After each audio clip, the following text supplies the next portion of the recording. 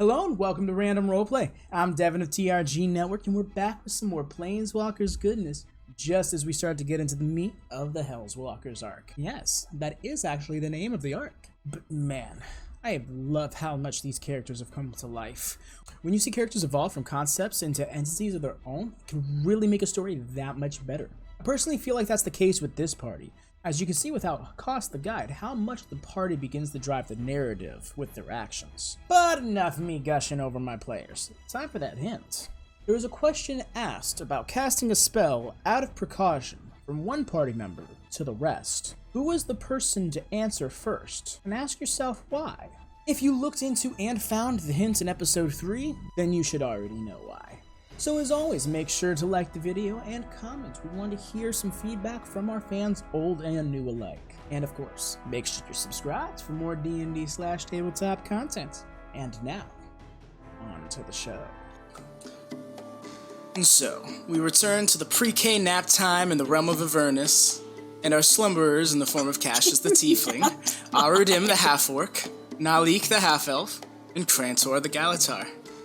Last we left the party, the group had just survived the battlefields of the Blood War, albeit with a casualty, and decided to make camp once they reach a piece of land not too occupied by errant lava streams or pools of demonic ichor. Barely into relaxing, however, they realized that their line of thinking wasn't too uncommon, as a campsite of Avernus petitioning hobgoblin mercenaries was found in ruins. Looking as if they were going to make a meal of a hell wasp, the hobgoblins were viciously torn asunder in similar fashion to their late guide, likely an effect of the earlier horde.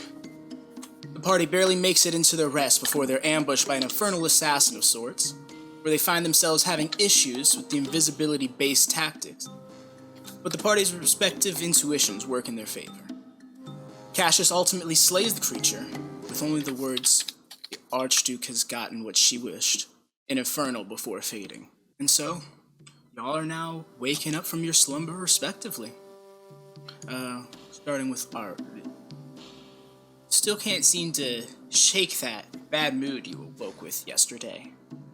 Got into that fight last night, but, you know, you probably feeling like not everybody really used everything they had. Something could have went wrong. Remember what you found in everyone's belongings when you searched through them. Mm-hmm. As for Cassius, arguably the most notable, you all wake up, but you wake up hearing a very deep feminine voice echo in your head. Soon you will embrace your heritage. Your eyes flicker open. Not because you got shot by a crossbow this time. He immediately reaches for his shoulder where he got shot. Yeah, the damage has been healed.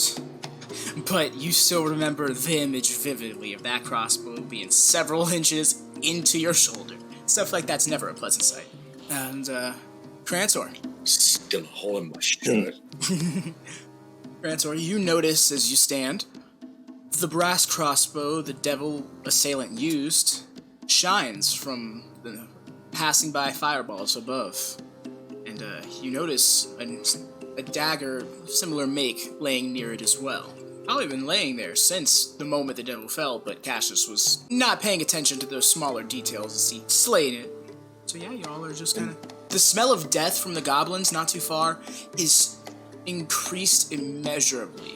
Anything, that's probably what woke you all up. Save for the last person on watch. Damn. We should probably toss that. Yeah. You know what? Never mind. I don't want to go near it. Let's just get out of here. Crantor grunts agreedly. Y'all are kind of standing up and gathering your stuff. You notice Naleek is still snoozing. Crantor will wake him up, like kind of shove him a little bit, gently. Oh.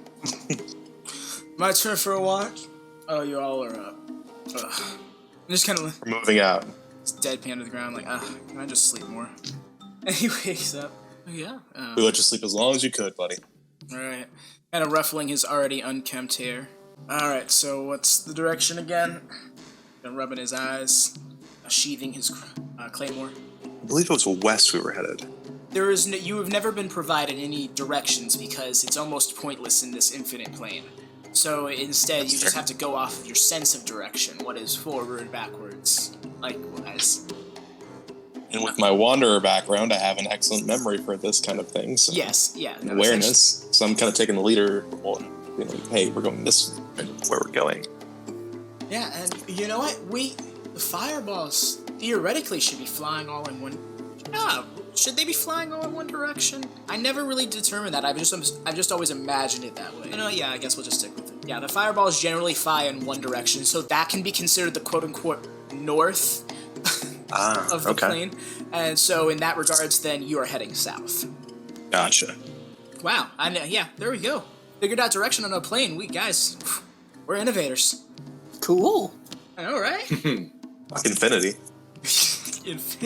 We'll map this infinite plane. I don't care how mad we go. If you guys are more or less good on that, you guys just make your way. You don't check out the crossbow or anything? Not to push?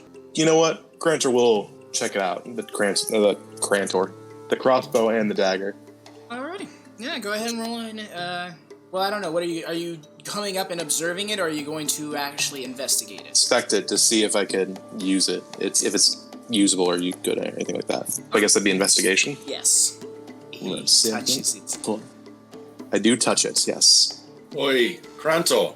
If he's got any extra bolts over there, let me know, yeah? It's going to be a 15 investigation. All right. Yes, with a 15 investigation, you're going to be able to tell that infernal dagger. You know what? Let me go pull up the sheet for this creature just so I have this proper. You know that the brass crossbow. Sorry. Wow. The crossbow, yeah. Yes, the crossbow. The brass crossbow has many magical properties to it.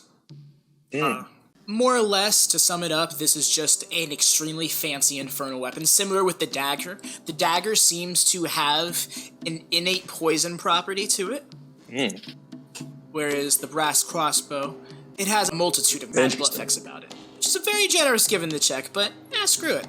Based on what you know, being on the other side of this thing, and now examining it up close, you have that intuition. Definitely a smart boy. But he'll pick him up. Is there any extra bolts with that investigation check? There is one more in the crossbow. Okay, gotcha. So, well, in that case, he'll take those and... Cassius will hold the 2 that he was shot with in his hand. You mean to tell me you only had 1 left? Oh, God damn it! Crantor just shrugs. It's possible the others were on his person, which means they disappeared with him. That'd be smart. Hey, you got 4 shots for it. He's gonna offer the dagger to Arudim. Figure that's more his wheelhouse. He smiles and he gratefully takes it. Mm-hmm. And does Cassius already have a crossbow? Cassius just kind of looks at him, holds the bolt in one hand, summons his pact weapon in the form of a crossbow. Gotcha. Which crossbow? Light, heavy, or hand? Yes, he can do all 3. It's a packed weapon, yeah. Yeah, I So know. it can be whatever he wants. In that case, Crantor will just be like, you mind if I keep this one? And ask for the bolts. Here. Cassius will hand him the other 2. Grunts, thankfully. So it's like, I've always got my spell if I need it. He just kind of taps his sword. Yeah, range has been a bit of a issue for me. I'm working on absorbing that. Doesn't at least. Wait, have you guys been walking? Oh no, never mind. You guys are still at the. Yeah, We'd just be setting out now. Yeah. Okay then. Yeah, you start leading everyone in the same direction you do, and sure enough, you aren't passing long before you're able to see off to your right, which is, I guess, west, the distant Styx River, looming in your minds ever so creepily, because, well, at least Crantor, you know what the Styx can do. Naleek would too. That's right, Naleek would too. Oh man, right, that happened to him. I completely forgot about that instance. Oh yeah, that was like his first character moment. Yeah. Mm-hmm. Okay, so yeah, it's kind of just a little bit of a gulp. Did you guys continue on for the majority of the day? As soon as we get close enough to the river to see it, Crantor will be very clear, do not touch the waters, if you can help it. One question about that, mate.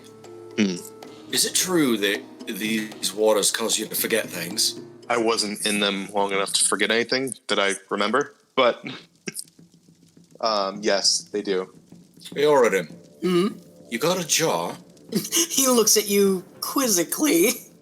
Cassius snaps his finger, and you'll see a gloved apparition hand right next to his. He casts Mage Hand. We don't have to touch it, mate. Remember them crossbow bolts? Look at my inventory. Do I have a jar? I have... that'll work. I pull out a small bottle of oil. Not like follow me on to this one, see in the mates. dark. And he pours out the oil. Follow me on this one there, mates. I can use me Mage Hand to get us a little bit of that water. If, and this is a big if, it does tend to have the properties that we believe it to, we might be able to lace up something like that crossbow bolt or something and weaponize its properties. See what I'm saying? Are you suggesting that we weaponize unholy or holy water? It depends where you classify the river Styx. Fair enough. Fact of the matter is, mate, if we can use this without ever touching it, and the little hand is just kind of doing the a whole Addams Family thing vibe, just kind of chilling in the air, we might, hypothetically, at least, be able to use it. Hypothetically, if we can get it without touching it, that seems like a good plan. He Naleek, hands it over. you have any This is input on this one there, bud? This is a real dangerous plan, but I'd be damned if I said I didn't like it. Because I imagine a situation where we're fighting this coastal, where this could be a really useful tactic. Alternatively, we end up running into something out of our league, not involved in our quarries at all, that we can't really handle. Because I do think we may want some information out of said Rakshasa. You have a point, mate. But as far as the immediate danger, worst case scenario, we lose the jar. Precisely. That's the thing. It's like well, I wouldn't say that. Worst case scenario, the jar breaks on one of our persons. Fair point. Cassius will reach for the iron flask in his pouch. I wonder, do you know if it has any, either of you, that is, know if it has any effect on magical properties? Like if we were to wash a magic item in this, if it would wash away the enchantments? Roll an Arcana to... No? Yes, you can. Okay. I'll roll one for Naleek as well with my new dice. That's a crit die. Shrugs and 9. Naleek shrugs slightly more intensely at 10. Always got one up, me, Naleek. I'm not trying to. Right, sure. Well, I suppose there is one not necessarily definitive way to test this, but how far down is the water? Oh no. You guys That's are- a bad question to ask. You guys are not that close to the river yet. You guys are still good. approaching. I want to clarify that actually, as you guys have started up this conversation, you've been noticing the terrain starts to develop more into these like rocky, ashen hillside. I'll say not unlike how it was when you first entered the plane and when you were closer to Darkspine. It seems to get like this as you get closer to the river, and you can definitely tell by how the terrain is rising and is about to dip. Crantor, you guys are about to go over this hill and see the river. So, what I'm thinking is we test this, what's the wood they use in them So question, schools? how far away are we from where we were taking our rest? You guys have been traveling for the majority of the day. We'll say, like Rebby's sake, you've probably even taken a short rest or two. You guys have probably been walking for an upwards of 6-7 hours. Before we left the campsite, I forgot to say this before we started, but because I lose the abilities of my thing, I wanted to take one of the hobgoblin corpses and cast my thing on it. And I meant to put that in my notes, and I didn't put that in my notes because I knew that was going to be the point, and that was the whole point. I made sure you guys came across goblin corpses, so that happens. Cool. I choose to still understand Infernal. I figured as much, and that's completely because fine. it might be really useful.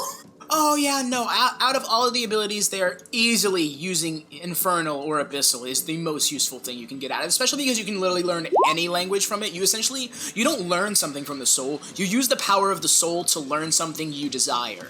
That's what's Literally, so crazy. that's what it says. I just did it for flavor last time. Yeah, and I remember I'm like, you know what, no, let's just leave the power of the choice to you. Wow, yeah, you fully know the language. Like, that's the crazy thing to me, is like, if you were to just start writing on a paper and you wanted it to be Infernal, it's gonna come out Infernal. Like, that's the magic of it. Yeah, full blown. Just like, oh, I know how to do that now. I don't even know how I know how to do this. As you head up this rise in the terrain, Crantor, you notice that almost like a path somewhat is starting to be carved out in the rock as you guys continue upwards this incline. Shift to the path. Shift to the path? Okay. So Crantor leads y'all over to that path. Naleek looks over at Crantor as he's kind of following, looks back at the rocky terrain, and it kind of just a subtle, oh yeah, and then fully commits to following Crantor to the path. Realizing, oh, that's right, Plains Gallataur. I assume you guys follow him over to the path to stay close to him? Oh, yeah. Alright. Yep. Okay, so that stays the same, because that's a long rest-based thing. Got it. Insight. All right. I desperately need insight. Insight is your past lives proficiency. Officially set. Oh, okay. You hear that, Okay. future Deven? Don't try fuck around. Okay, so stick to past it. lives, token of past lives proficiency is going to be that insight. There we go. All right, and so we continue on with the game as you guys continue up the path towards the hills. Oh, yay. Yeah, that's right. Okay, yeah, that is right. Cassius just kind of mentions to the group, as they're walking, there might be a way we could test this, mate. What's the rate you guys are walking in? Crantor is leading the charge. I have Naleek directly behind him. Somebody can be next to Naleek and also behind Crantor if you'd like. Or you can just... I will do that. All right, and then Cassius... I'll be next to our good friend and enjoy a nice view. The best view possible. Cassius got the rear, I take it? Oh, yeah, baby. Oh, which rear? Exactly. From There's this vantage, options. all of them. Oh. There's options, Cassius. Oh my gosh. Okay, so now that I got you guys set there... So anytime Cassius is marching in a group, just to kind of watch out, he'll take out Lucy and just kind of set her on his shoulder. Lucy is extremely dehydrated. Oh shit, dude! Oh shit! I assumed we were sharing the good berries with her. She did have a good berry yesterday. There is no good berries today. It was never asked for. Uh-oh. He did that kind of a first as like, let me let everyone know thing, but no one seemed particularly, I don't want to say gracious, but yeah, nobody was like, oh, this was really helpful, so he was like, okay, then maybe I should just kind of like keep this spell slot for when we need it. Uh-oh. How's Cassius's water skin looking? It's kind of empty. Oh dear. Why? You have a parched mouse for a reason, Mundy. You had it propped up upside down inside your jacket to where it could essentially be used as a little water fountain for mice and other creatures of that nature. But it's been a day, so I'll say as you guys are heading, you can bring attention to this really quick. Boy, mates, how we doing on the water situation? I can make some. I wouldn't trust anything of the surroundings, I guess is what I'm trying to say. So, I can make us some water while you're thirsty? Well, he just kind of holds her in his hand. I think she might need it a bit more than I do. Oh my god, why did you bring this thing again? And now he's already pulling out his arcane focus. It's just like, I just picture in the back of Arudim's head. I already know why. And, so... Arudim knows why, but he refuses to state it. It's like, wait a second. Should I just goodberry? Yeah, I should. He looks over to Crantor. That is a thing I can do now. You guys gotta remind me of that. And he goes and pulls out this little bronze-trickled acorn-looking thing. Arudim just kind of looks at all of them and then realizes, oh wait, that might be my fault. I would have reminded you, but, I don't really need to eat or drink. I got you. He takes off his gauntlet, and you guys, again, disturbingly see the 10 berries sprout out of his hand. Just literally grow right out of his flesh. It does not bother Crantor. He's like, okay. Crantor knows the magic of these berries. He's a very nature guy. Yeah, and I imagine Arudim has met his fair share of druid in his time, so while he's probably not seen this specifically, or maybe he has, this isn't too out of the realm. Like, oh, they look like face shit. Yeah, Cassius will kind of take one, and he'll just kind of squeeze the juice out into his hand. It is very natural. It very natural flows. Select berry of choice. It operates very naturally now that it is essentially grown. That is the magic of it. Despite you doing that. It's not crushed, nor has it lost its use. Or maybe I should click that in the chat. Basically, he's feeding one to the mouse. They are infused with magic. Okay. The mouse. Nourishment to sustain a creature for 1 day. Alright. Unfortunately, however, the mouse is still suffering from extreme heat. Well, Cassius will once again pull out the milk flask. Arudim suggests that he hold the mouse. No, Okay. no. How about we just skip this whole thing? Now that we don't have cost here, put the mouse in the flask. Well, to be perfectly honest, mate, she's a really good alum. You ever seen a mouse panic? Have you ever heard an invisible dog bark? I've never seen an invisible dog. Yeah, you don't, right? Neither would an intruder. I got us covered. Avernus is not the place for mice. I'm just saying that my heart beats so little that my skin is just kind of naturally cold. All right, I don't mate. know. Yeah. It might help the mouse. I don't really know how to put forth empathy in this situation. It's a thought that counts, mate. You'll see Cassius pull out the flask. He'll Slight squint uncork from it. Naleek. What? Said slight squint from Naleek. Come on there, little lady. Take a drink. Then Lucy will be sucked into this magical iron flask. She is essentially safe and sound as she can be.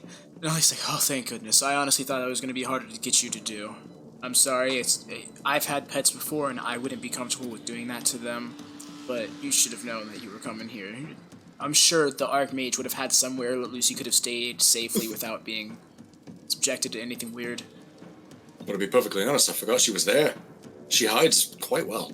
Back on Rieba, she can take care of herself perfectly fine. You know, But I have then again, a ferret. we're not stuck in heat. You remind me of Mildred, my ferret. Oh. And you see Naleek just have like a big old bright smile. You remind me of my ferret. Cassius will lean over to Arudim. You see that, mate?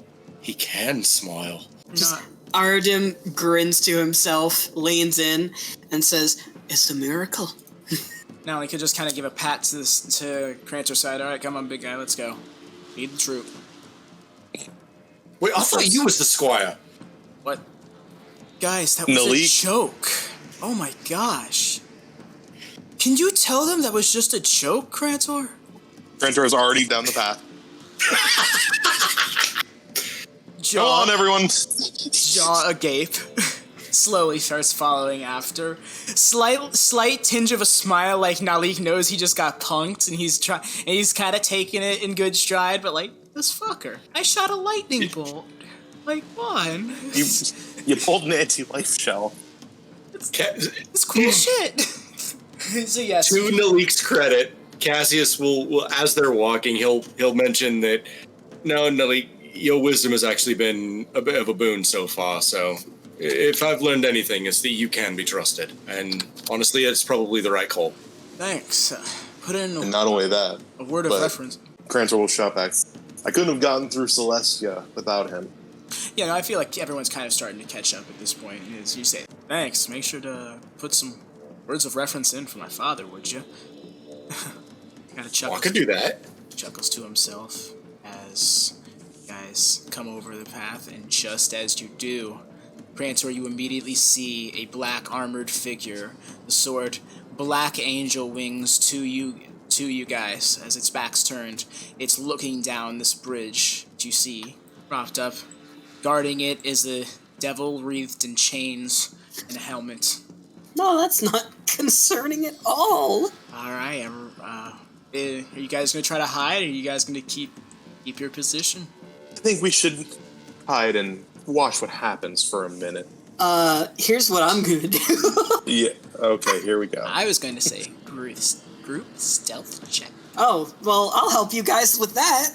God, you guys have already passed the fact that I'm rolling. I'm just so goddamn good. And natural one. No, I'm just kidding. I didn't even roll. That can't even I haven't happen even rolled yet, anyways. but how fun.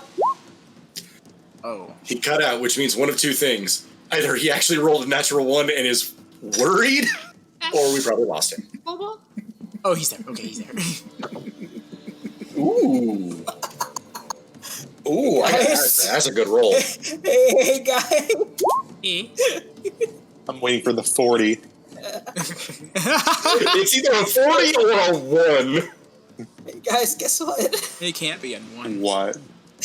I actually did roll the natural 1. Oh my fuck. Well, that means it's automatically a 23. Yeah, pretty much, because of the fantastical ability of expertise. Well, expertise combined with my reliable talent, which makes any roll below a 10, a 10. So yeah, 23 stealth, woohoo. Alright, then yeah, you guys 23 quickly... on a nat 1! You guys take your stealth positions from this creature's perspective behind these rocks. You know, Appreciate you. yeah, I got you. Oh, I'm so excited. As I will say that Crantor and Arudim have 3/4 cover from this creature's perspective, whereas Naleek and Cassius cannot see him. However, from your little crevice here, you can see this devil on the bridge. Both of these creatures are facing down the bridge, which, if you look down beyond the mists of the water that seem to have souls swimming through it, are several more devils, like the one at the edge of the bridge, and another winged angel. Marzaron? Oh, great. Oh, goody. Look at all the souls and spooky skeletons in the Styx, guys. Isn't it just grand? Ooh, so spooky. Alrighty, so... Are they talking at all, or are they, like, more at position at a guard post? They're at position, the two leaders occasionally looking around. One, let me go see. What was her first? I curse an orc under my breath. Arudim's gonna relay what he sees to everybody else. Looks like there's two main people who are in charge. They're both at the opposite ends of the bridge. One's flying, and there's 3 chain devils, one close to us and 2 further down the bridge.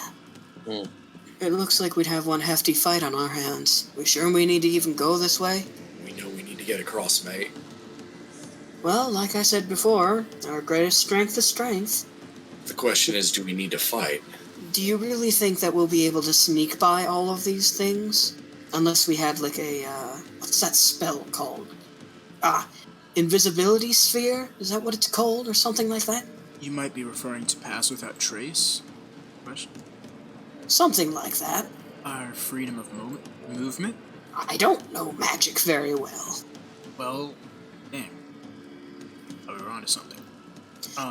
If there was something that could make us all invisible, it would certainly be a lot easier. Though the bridge looks to be made of metal, and the sound of hooves and armor on metal probably isn't the quietest. Crantor looks ashamed and loud. He looks to Crantor. Not your fault, big fella. That's why I'm saying we play to our strengths.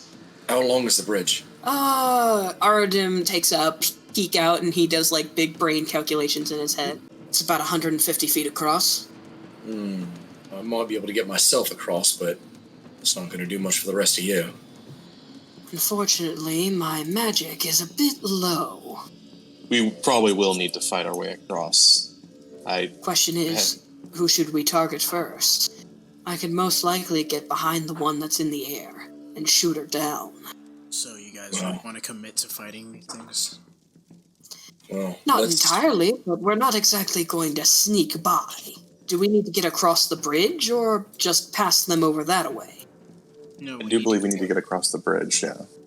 We do need to be on the other side. That was the whole thing Cost was pushing, was we needed to cross the Styx because the Fort Knucklebone would be across it one way or another. So, could you guys remind me, out of character, Fort Knucklebone is where we're finding who again? Rakshasa. Right, and the Rakshasa is supposed to know where the girl is, right? The implications is that Kosil the Damning is a Rakshasa whom abducts tieflings throughout the multiverse for various interests, and they currently reside and rule over, essentially, Fort Knucklebone. It's been implied that they have access to lower layers of the Hells, but choose to stay on this upper layer. Okay, so do we know what that insignia looked like at all? Like, if there's, like, an insignia for people who work for this guy? No. Could I make a perception check to see if I see any type of insignia on these devils? I will say that some of the devils that you encountered upon your arrival and in Darkspine were, for a lack of a better term, naked. They were not really dressed in anything. They didn't have much symbols or any distinguishable clothing or garments. Like bare minimum in terms of what they had? Yes, whereas the devils that you saw on the battlefield were armored. Include the pictures that you were seeing in the tokens were not accurate in the sense that the Bone Devil was wearing full plate armor. You know, even the smaller so devils had armor. They had legit gear. Yes, they were militant devils, and these devils look to be along the same lines. In fact, the chain devils look identical to the ones you saw on the battlefield. You did not see these winged individuals before, though. Okay, so that's a bit concerning, first of all. Second of all, even with the armor, I don't see anything that would, stick out as a symbol or insignia, right? I'll say roll a perception check. Okay, cool. So let's do the powder keg this time, because I don't want a nat 1. I gotta go up to an earlier session's notes now. This is so exciting. Excitement in DM. Oh, nat 20! That's exactly what I wanted to hear. Oh my gosh, yes, lore! Okay, so that's going to be a total 31 perception. Hell yeah. Okay, so let's go find it. Let's go. 31 perception, baby. Rogues are busted! They really fucking are. Fucking love rogues. They don't have a whole lot of versatility, but my god, what they do so goddamn good. Give me the good dice rolls. Somebody give me that dice, please. Sorry, I'm looking for the name because then... Ooh, there's a name. Well, while he does that, I'm just gonna vamp. If we do decide to go hostile with him, let me know first. No sense rushing in headlong when we can catch him unawares.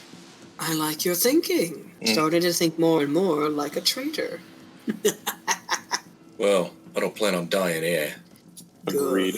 He's got this just jagged iron pendant that just hangs from his neck.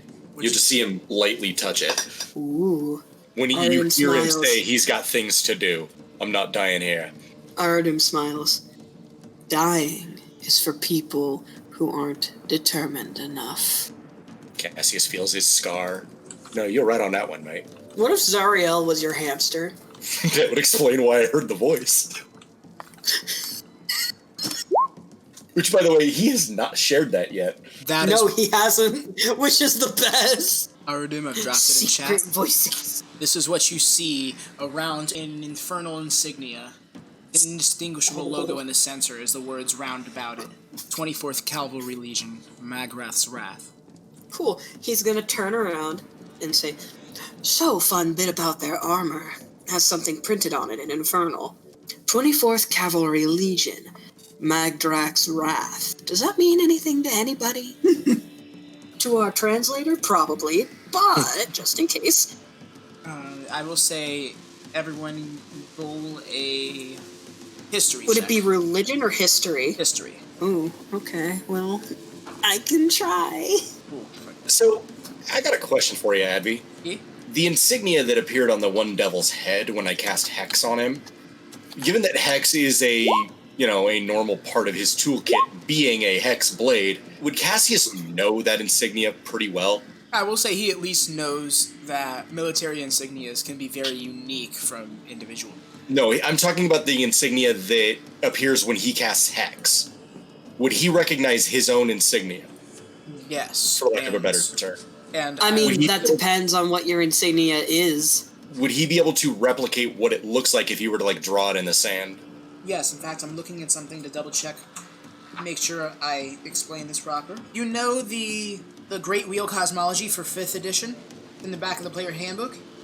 Mm-hmm. The symbol used for the 9 hells, that's what appears. Okay. Oh shit, nice. Okay. It's actually dope, though. Cassius just kind of kneels down and he just kind of begins to draw it in the sand. Yeah. Looks to Arudim and just points to it. Does that mean anything to you, mate?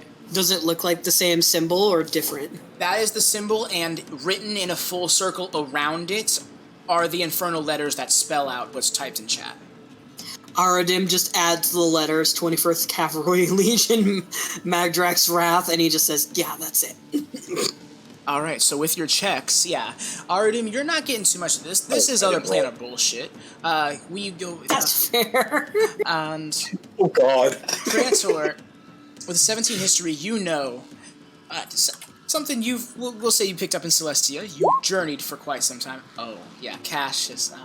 He's more focused on the immediate things that he's seen. Yeah, exactly. So he's just like, fucking, what? Okay, cool. Oh, someone's Legion. Nice.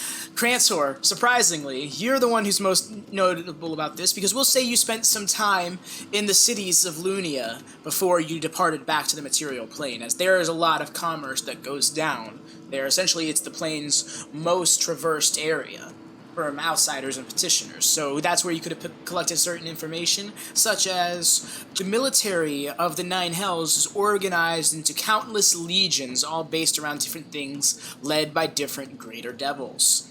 The structure you learned, legions, are typically 100 devils organized based into 10 different categories. Crantor will relay that. Well, the reason I bring this up, mate, or the reason I bring up this mark is, you know, when I hexed that one devil, that coward. Oh yes, it was quite lovely. What you didn't see was that this symbol appeared on his head when I did it. Oh. I didn't think anything of it because it's what happens anytime I hex somebody, and I didn't really think much of the symbol until now. Symbol of the Nine Hells. And given the fact that that's where my powers come from, I would say that they serve Azariel, if not directly, then indirectly. Yeah, I know that. You think you could sweet talk him? Might not necessarily be able to sweet talk him, but any kind of if you're a descendant of their boss, perhaps you can persuade them to let us cross. Granted, my blood does flow a bit stronger than most. See?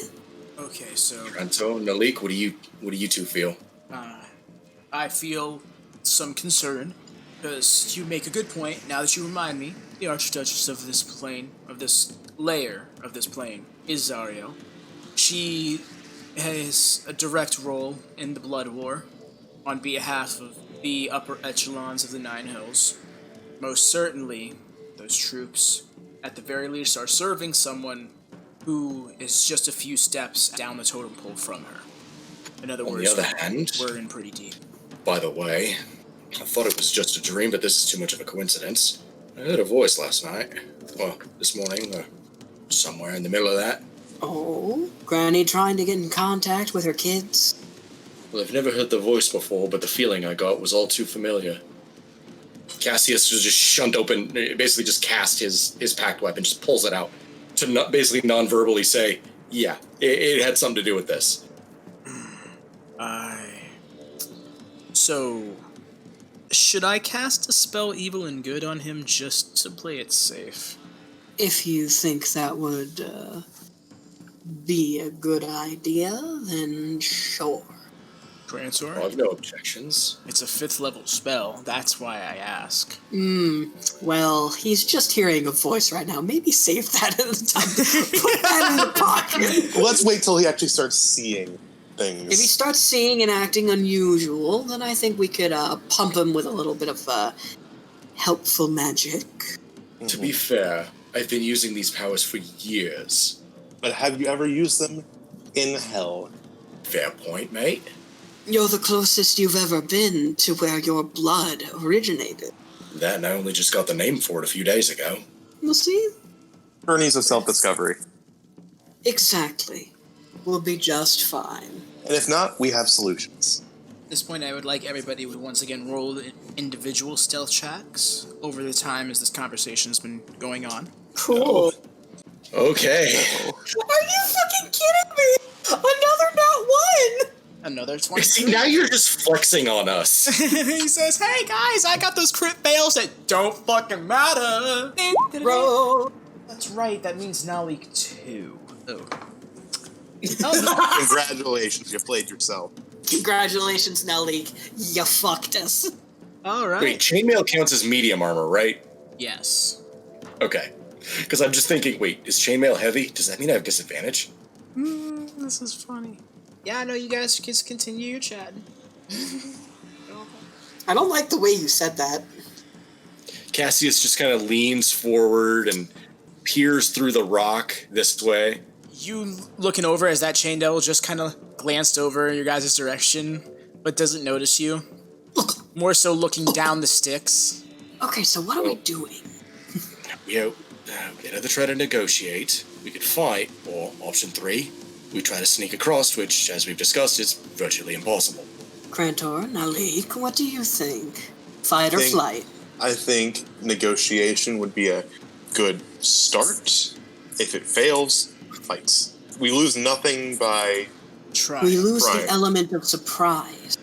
we do lose that. You make a fair point. No, Crantor. we. Negotiations. That's the idea. Come on. We don't need an element of surprise. We can... Cassius will just look straight at Arudim. No, mate. The 3 of us lose the element of surprise. If you've proved anything, you just kind of live there. Cassius, if I didn't know any better, I would suspect you of coming on to me. Arudim resides in the angst. The elemental plane of surprise. There's 118 elements. Arudim, you forgot one. Okay. You forgot the element of surprise! All right, mate, so should we try the negotiations then? Very well. Suit yourselves. Negotiate away. Alright, no. You know what? No, we're playing time. Right, all right. Now he says, okay, so here's my plan.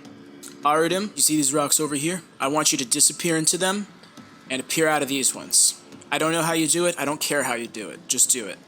Arudim Cassius? just looks at him, rolls his eyes, and just goes, fair enough. Alright, Cassius. That's what I was talking about, mate. Cassius, Oi, mate. I'd like you to lead us in. I'm gonna hop up on Crantor. We're gonna lastly... You what? Oh! I was waiting for that.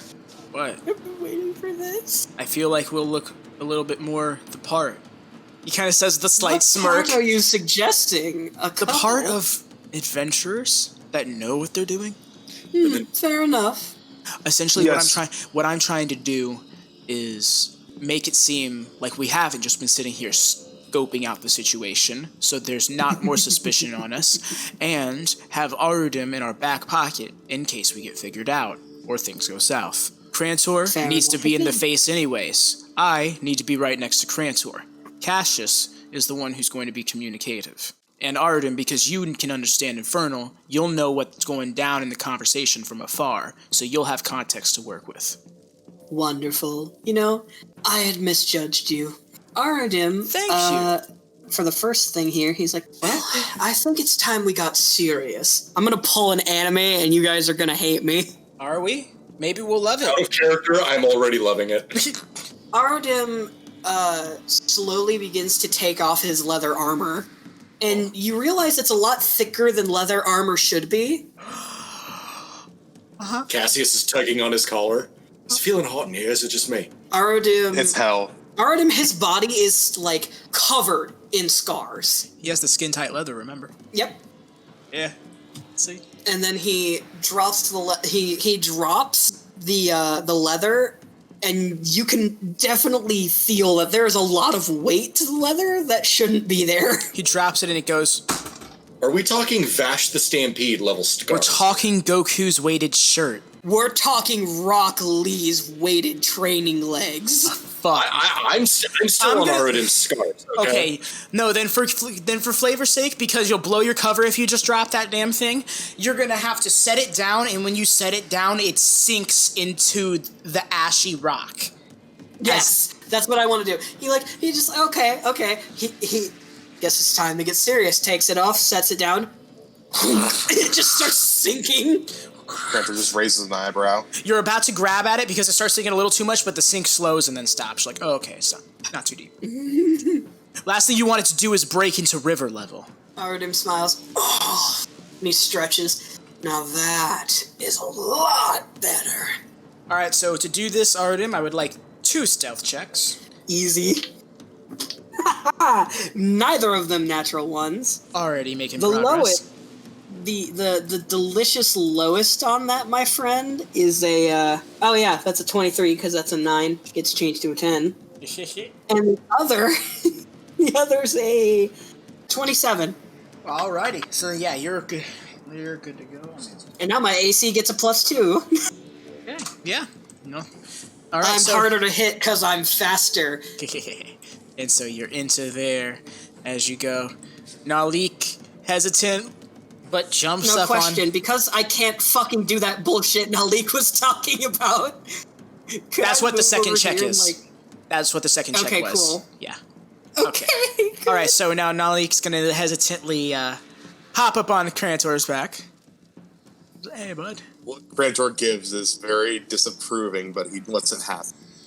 It's just like, Arudim just like smiles way too big that he shouldn't smile. Seems like a cold aura around Crantor. There is an aura of pure ecstasy of seeing Crantor uncomfortable. all right, Cassius, deception check. Crantor, deception check with advantage because Naleek's helping you. You guys are attempting to make it look like you're coming from this path as opposed to coming from around this rock before you are noticed by the devils. That is a 13. Oh no! Yeah, you're kind of like, eh. Guys are strolling forward, and just like that, both of them will simultaneously turn around, catching eye with you, and in a single small step, it's right in front of you, Cassius, is this angelic-looking individual whose only nose and mouth you can see, but they have almost doll-like features. They're flawless humanoid, very sleek armor, stylized specifically to look aesthetically pleasing. And of course, the black wings that are tucked into their back, that only ever slightly moved when they stepped. One of my own, I see. You hear an infernal, but Indeed. you are not Avernia. Well, No, I'm not. You I'm an smell agent of of another. demon blood. Yeah, about that, mate. You should have been slaughtered quite a few of them myself. At the northern battlefield? Oh, yeah. Tell me, did Zothtas fall? Didn't quite get anybody's names. Which one was that again? So you are not in the services of the Archduchess? Well, I wouldn't quite say that. I see. Cassius will summon his packed weapon. You see, my service to her is a bit more familial than militaristic. I am aware of how tieflings work.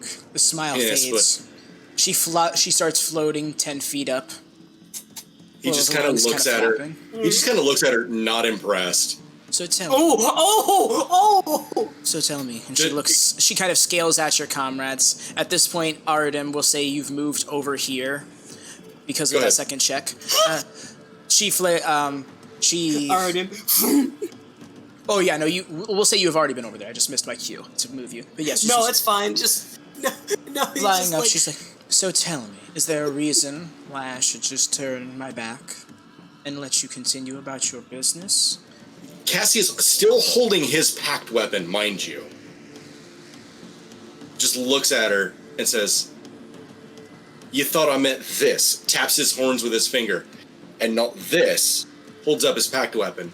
When I said familial, I realize there's many a tiefling in the world, but there's very few quite like me.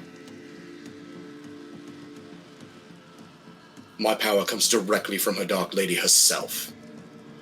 Ooh, by the way, her and I had a quite nice chat this morning. Did you? Oh, yes. Was there any note for me? Well, oh no! Oh no! as I said, familial. You're just business. We're after a certain Rakshasa, so what's holed himself up in Fort Knucklebone. Seems he's taken a... Yeah, she lowers as you're saying that and cuts you off. Do you think that you are anything more than a business investment?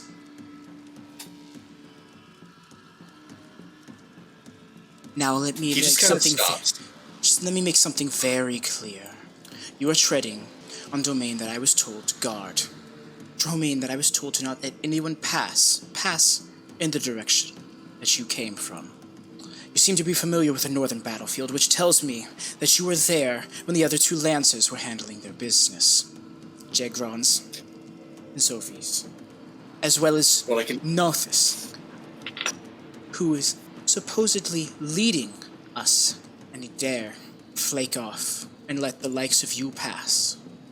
So tell me, what makes you all so special, and what is stopping me from forcibly indoctrinating you into our ranks and making pets of your comrades? 2 things, mate. 1, the Sothis wouldn't be alive were it not for me. And 2, as I said, I am a warlock of Zariel. She saved my life when I lay bleeding on the ground. Trust me, would you dare fuck with an investment from the Dark Lady herself? He is now pissed. He's definitely intimidating her, or at least trying to. Intimidation checks between the two of you, contesting intimidation checks. Ooh, I'm good at this. Oh, Mr. Chain Devil 7. You're moving awfully close. 23, baby. As you say this, her shadow starts to loom over you. The wingspan spreading out a wide 12 feet, and the long sword conjuring in her arm, with a 26 in intimidation. Damn! Still not impressed, mate. I've been doing that for years. You have a sly tongue. One that probably has made you many deals that have spared your life, because certainly you will not walk out of a battle with me or my forces unscathed. But I'm sure, as you're aware, me and my brother over there, we are leading troops to guard this bridge from demons of the abyss coming to raid your very homelands. What displays to me your ignorance is how willing you are to pick a fight with me, despite these very circumstances. You are truly such a worthy child of the Archduchess herself, then you would not be making such threats. As I said, my task is familial. Rumor has it that Rakshasa, what I'm looking for, has another one. Another tiefling, another one of Zariel's chosen. A child, a babe, as it were. Hold up. Do you speak of Kosil the Damning? She lowers to the ground, her wings kind of tuck in. It's what I've heard his name is. To be perfectly honest, I don't really give much thought to kidnappers' names. You seem But yeah. fairly noble for a tiefling of Zariel. What can I say? Blood runs thicker than water. So, if I were to take you to meet her, she would take kindly to your presence?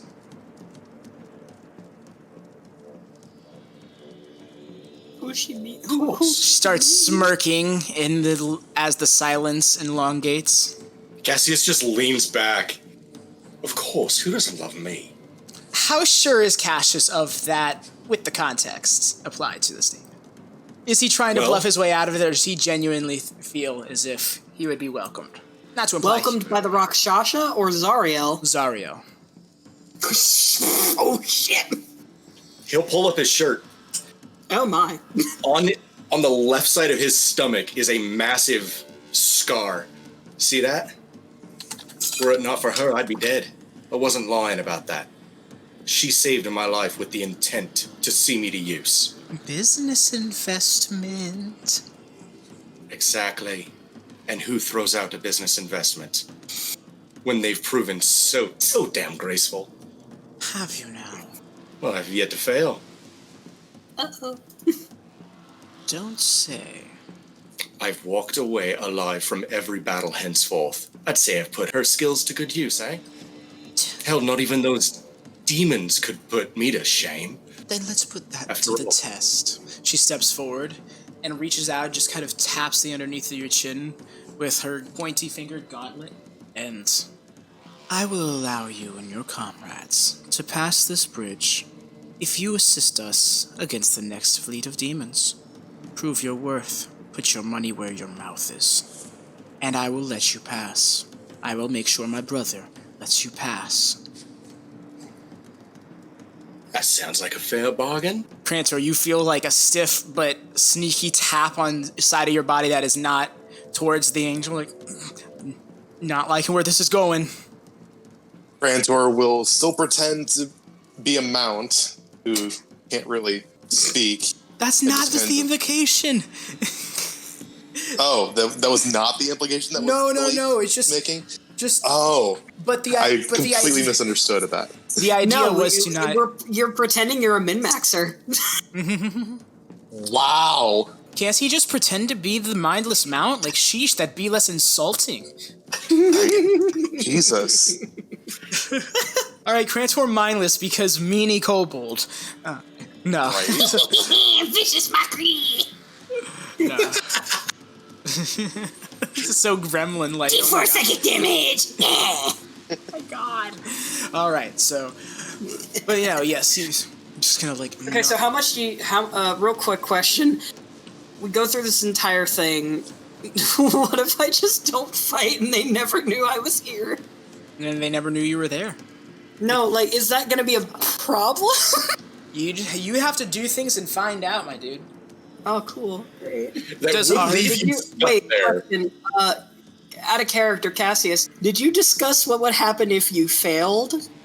Or what the parameters are for failure? I'm pretty sure at this point, if we're going to be fighting demons, failure means death. Like, they would kill us. That if we survive, mission accomplished. Okay. Devils are tricky, I just want to make sure. Yeah, we are. Why don't you have that spell? Speaking of which. He doesn't have either of the things. I'm sorry. Getting mad at Naleek. Uh-oh. Speaking of, Naleek. Cassius will look at her. I don't see a problem with that. I'll look killing me some demons. I revel in the chance. Which, by the way, what was it? Sothis was his name? Mm-hmm. Sothis was the horn devil. Whom was the cohort. Well, Loki saved his life. a long, white, bony-looking one was getting his ass royally handed to him by what they called hell wasps. One shot from me, and that turned the tide of it. Saved his life. When it comes to devils, I don't harbor any ill will. We are kin to some degree. I will clarify that hell wasps are infernal creatures that roam the nine hells. They are not what he was fighting. So I'll give you a chance to redact that if you want, because that can... Well, he's going to mention that whatever that fucking bug was. With a chasm? Demon bug. I was having an issue with a chasmi. Another Optio. But as I said, blood runs thicker than water. And in some long degree, we are kin, after all. I'm glad you see it's my way. Anyway, I should probably let these two know that we're about to do some fighting. Yes, too. They're completely oblivious to all of this, by the way. I take it in common, you inform them? Cassius just kind of looks over his shoulder. Ready your weapons, boys. We's fighting demons.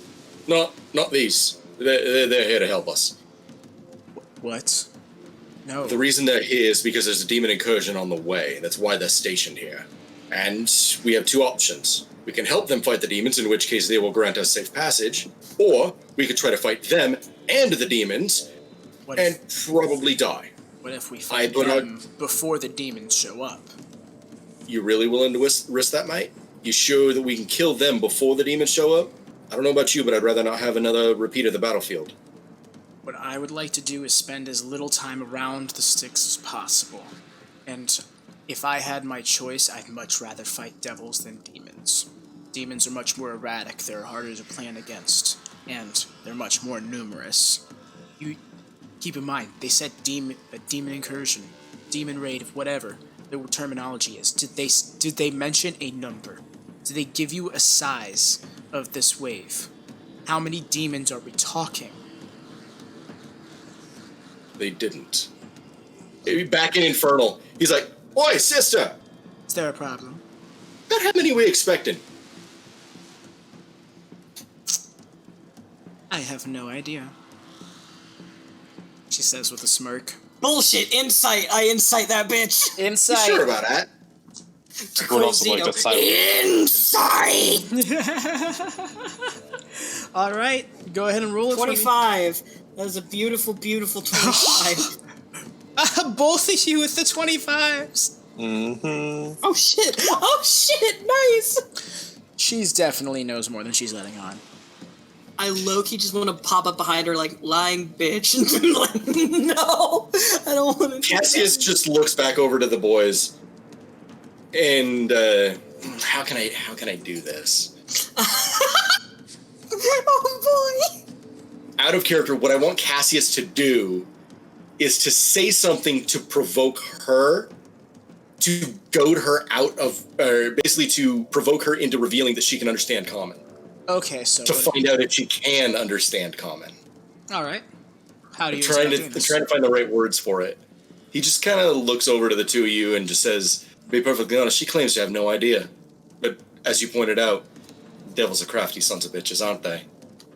If you're looking at her, her expression has not changed since you turned back to them to speak once more. In fact, the smirk after saying what she said faded when you turned away. You wouldn't see this. Your comrades would, though. Smirk faded when you turned away, almost like you turning away without saying upset her.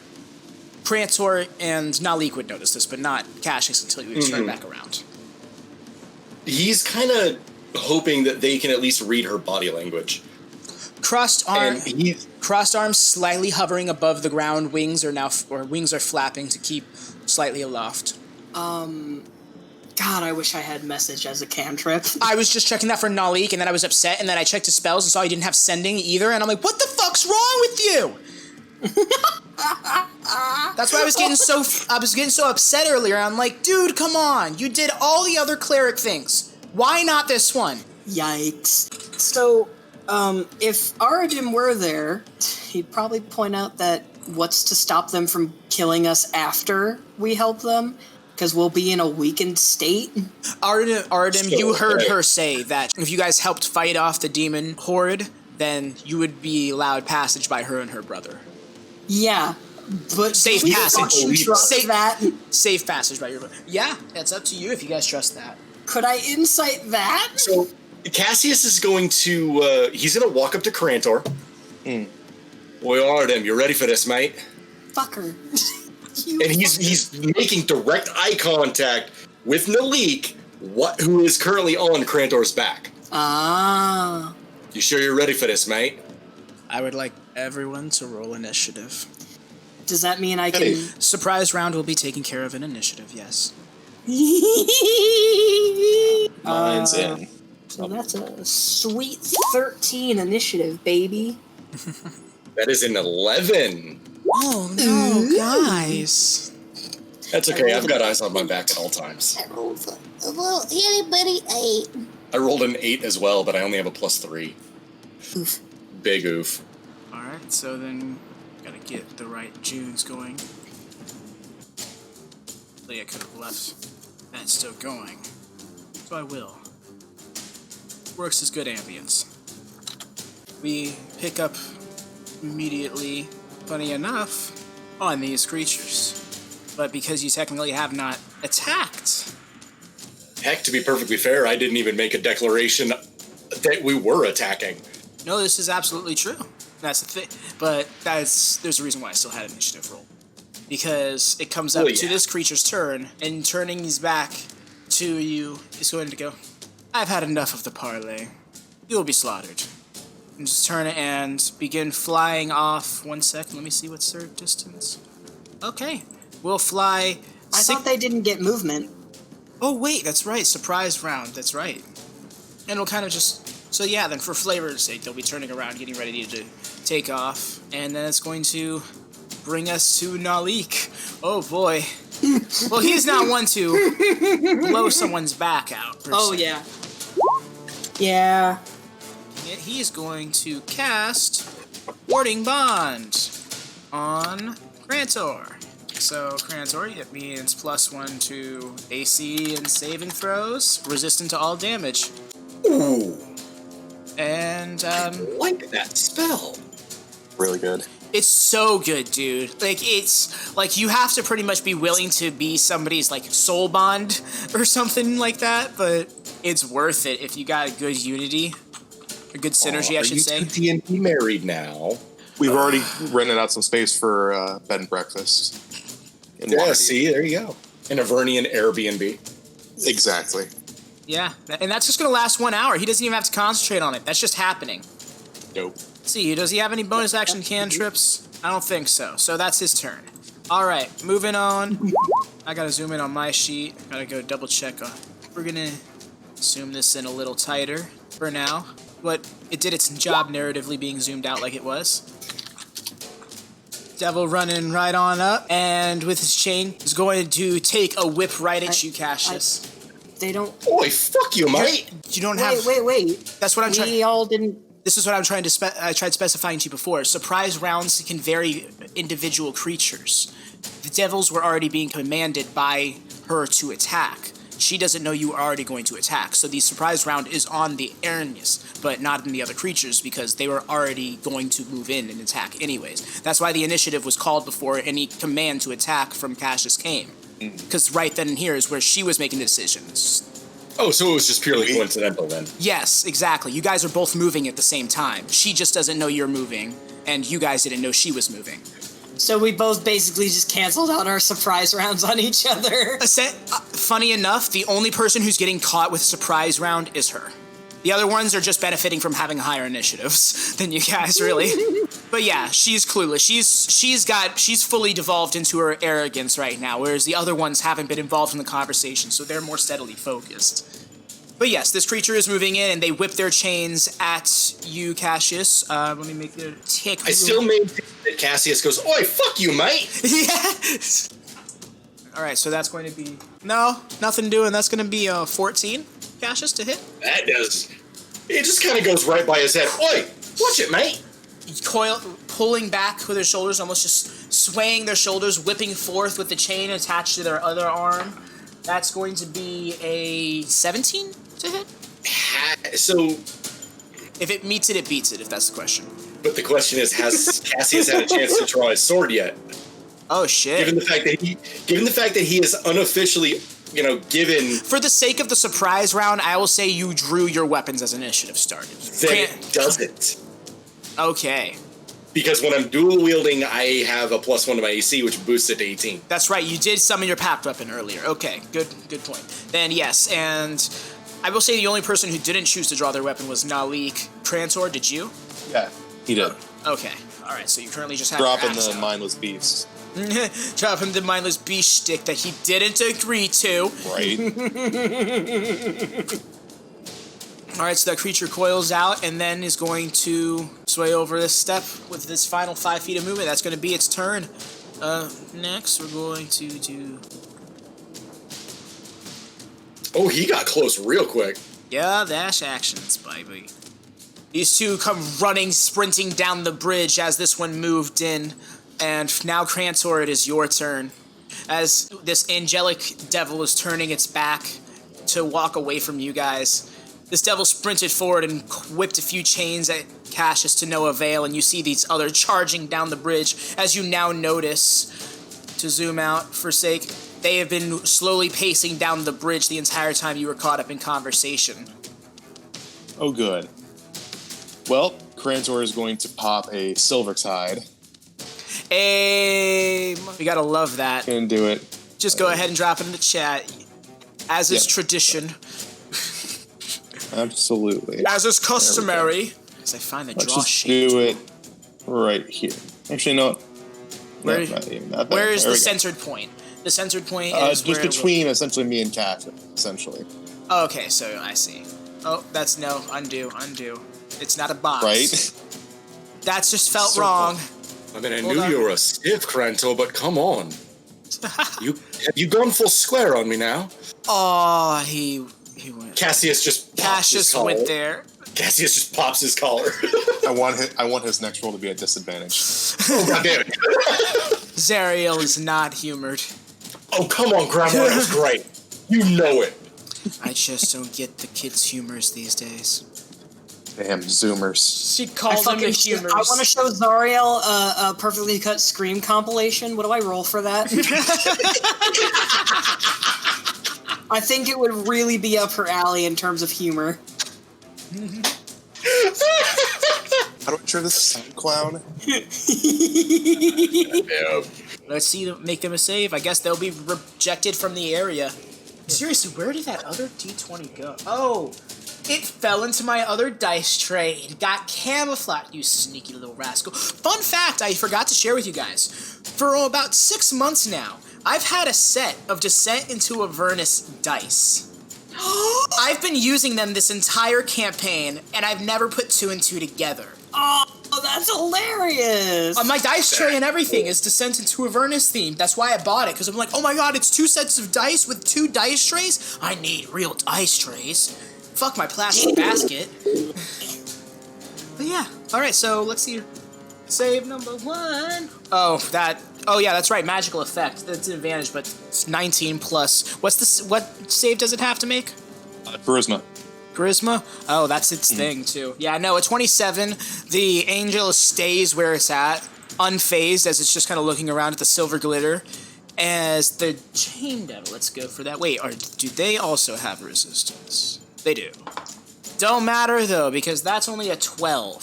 So the Chain Devil, the glimmering, shining silver that is essentially radiated from you all, shoves them out of the area. And... now repulsed from the area, unable to enter. Oh, wait. When they enter it for the first... oh, yeah, on a failure, they are unable to enter. So, yeah, that Chain Devil's just not coming in. All right. And he's going to run up over here with Naleek, I'm guessing, because he's on his back. He doesn't get a say in it where I go. You fucking cover her. I love that you pulled him over on your own. Good looking out. Of course. That was funny. Come on, boy. Come on. All right. And just gonna hit her. Just gonna do it, you know? Question, does Silvertide take your action? Oh, shit, it does. Okay, never mind. You're right. Sorry. Hang on. It's all good. It's all good. If you have bonus action spells, you can That's cast what I'm those. checking right now. I think that happened last session, but I was just like, whatever. Because it was so, it was a badass moment. You can't step on badass moments. They commit narrative. Oh. But now, she's in a contested space. Hang on just a second. I have to go through everything. I just remembered. You know what? Sure. Let's do Shield of Faith. Why not? Why not? Yeah, more AC. Plus 2 AC. That would bring me up to 23, I think. Damn. You don't have your shield out, do you?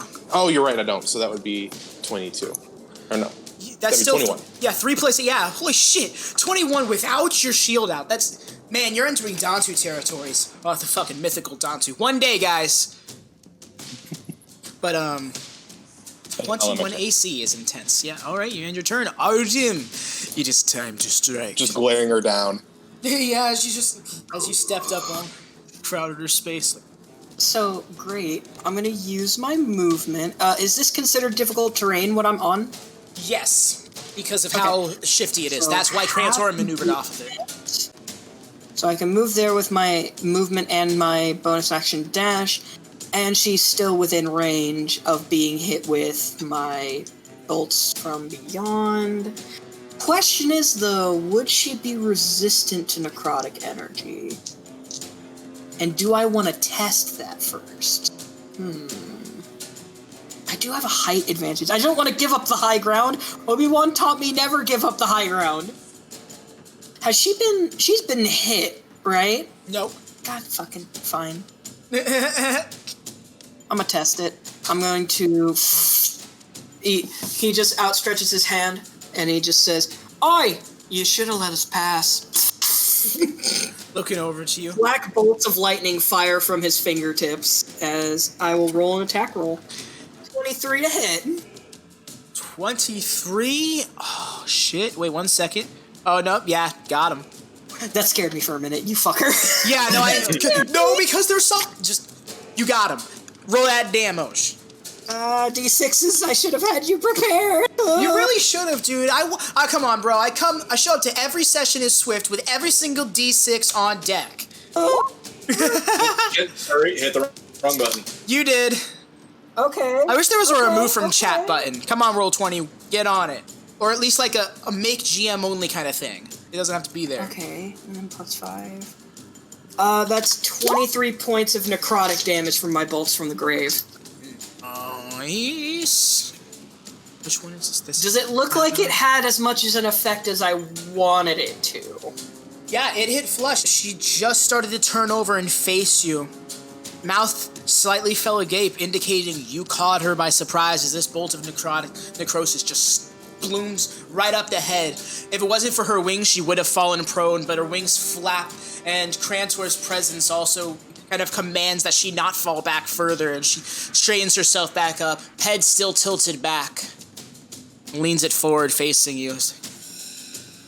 That was a good shot, but I'm still standing. Thanks. Oh, trust me. I want to have more fun with you first. Whoa. There's just a very happy and cruel smile on Arudim's face. Alrighty, is there anything else you would like to do with your turn, Sir Arudim?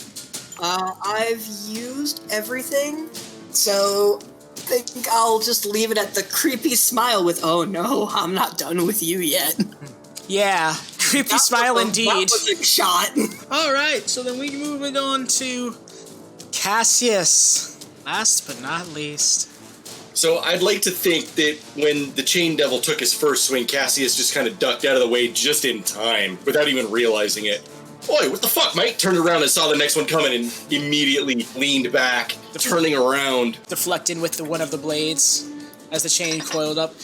That one was close. You felt the whiff of the chain. What the fuck, mate? And then almost immediately, the shimmering silver tide glistens out from in between you and Crantor and pushes that very devil out of the range as it was already stepping back.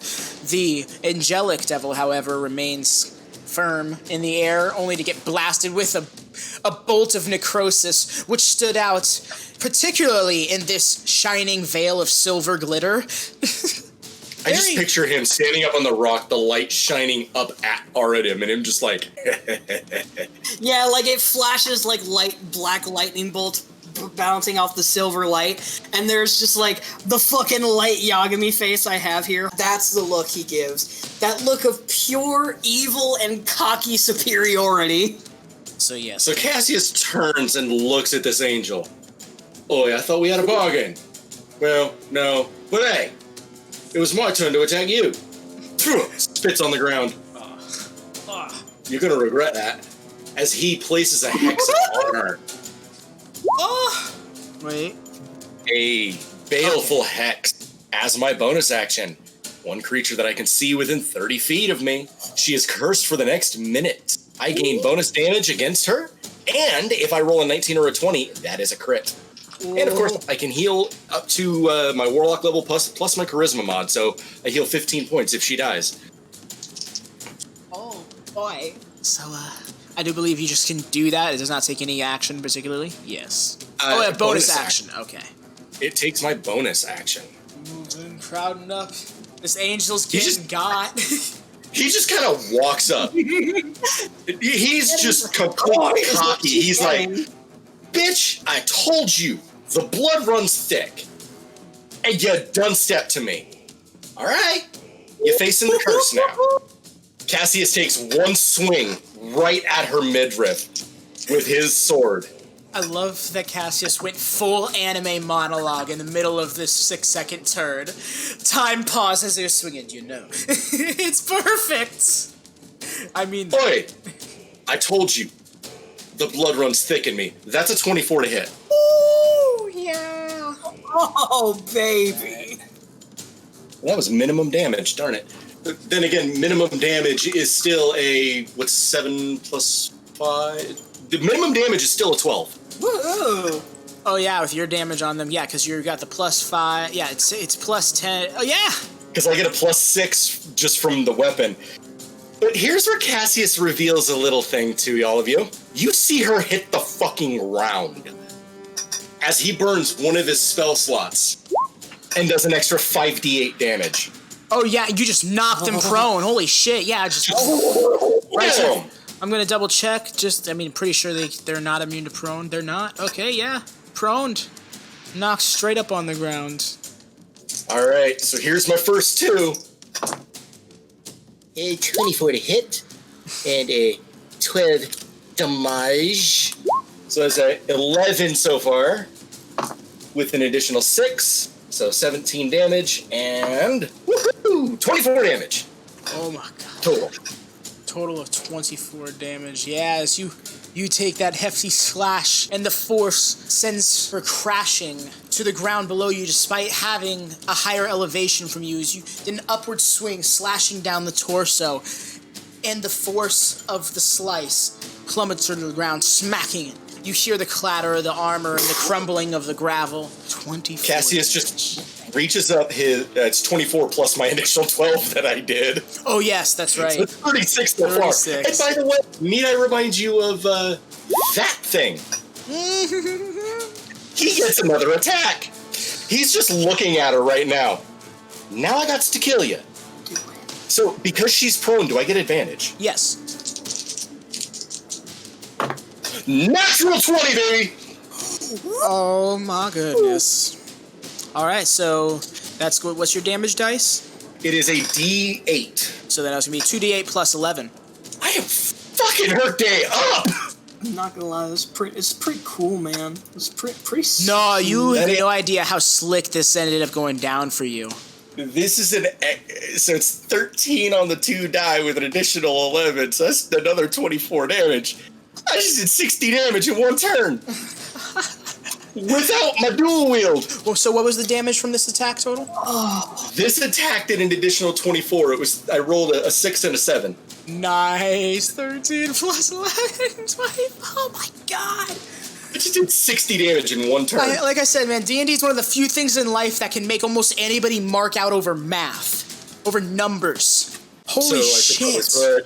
It's pretty good, man. That's pretty sexy. Between all of the blasts that you've done on this, the skin on this creature is looking a little pale, and you actually see an ever so slight crease around the mouth, despite them having those porcelain doll-like features on the flesh that you were able to see just moments ago before your onslaught began.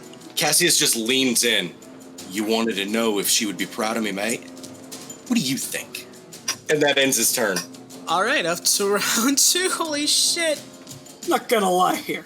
Getting a little steamy. A little steamy. All right, so out of the corner of your eye, you all can see. 1 second. You see the other angelic devil standing on the bridge take flight high into the sky, aiming all your direction with a very infernal-looking longbow. Nat 20 on Crantor. A longbow arrow comes flying almost as if it teleported, piercing in your chest just above your heart, sticking out at a 45-degree angle. The impact is sturdy, blood spurts from your chest, and oh my god, this... Alright, 1 second. I would like you to make me a Constitution saving throw, Crantor. Sure thing. 24, do you? Ooh, that is perfect.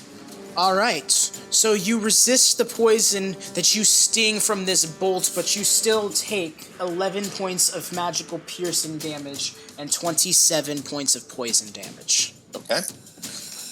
That was a fucking sturdy hit. And to follow up, gonna shoot again? No fucking way! Alright, let's run it back. It's a nat 20 again. To set that die off.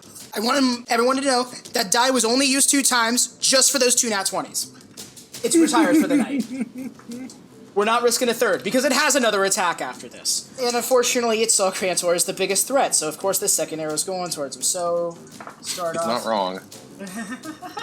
So another Constitution saving throw from me. You know, I just remembered. Did that damage number take into effect the warding bond resistance to all damage? It did not. So go ahead and minus that in half. And let me know how much that is, so Naleek can take it. Okay, hang on. It was 38, 19? Okay. It breathes from Naleek. You hear Naleek go, as you hit that, but you're feeling the brunt of it all the same. Essentially, the damage is getting split up between you two. Okay, yeah, it's a good thing you remembered that, bud. Also gives me a +1 to the con saves. Alright, so that's 10 piercing and 33 poison damage, for a total of 43 halved to 21. You feel Naleek kind of just drape over your back as he kind of just like falls, and you feel his breathing start to get labored. Well, that's not good. Really not good. And the creature's going to make its third attack with a different dice.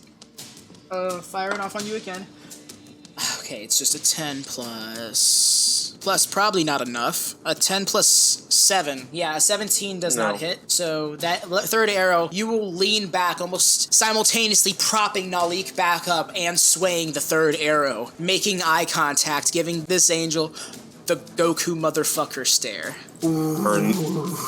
Turns head motherfuckerly. Like post first Super Saiyan transformation. Head turn. And the angel who shot the 2 arrows got those clean ass shots as the first arrow went and splurted blood out, and then the second arrow cut the first arrow in half, hitting in the exact same spot, splittering out. Crantor's still very up.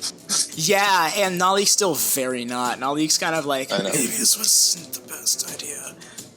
Alright, so that was that one's turn, I believe. I'm gonna go double check its tactics. Okay, yep, that's what's its tactics. And we're gonna move on to the one on the ground in front of you, motherfuckers. They're going to take the disengage action, get up, and fly out over the Styx 30 feet.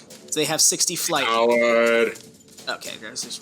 And that will be its turn, bringing us back around to Naleek, who understands his value to the battlefield and is going to cast Beacon of Hope.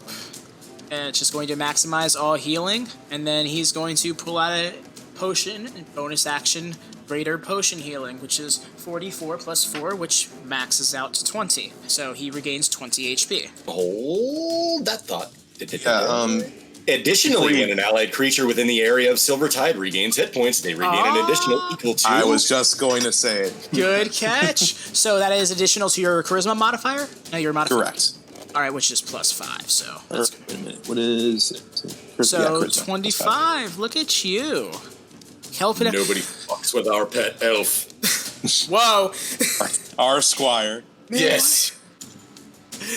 All right, that's going to be Naleek's turn. It's going to bring us back around to this motherfucker right here.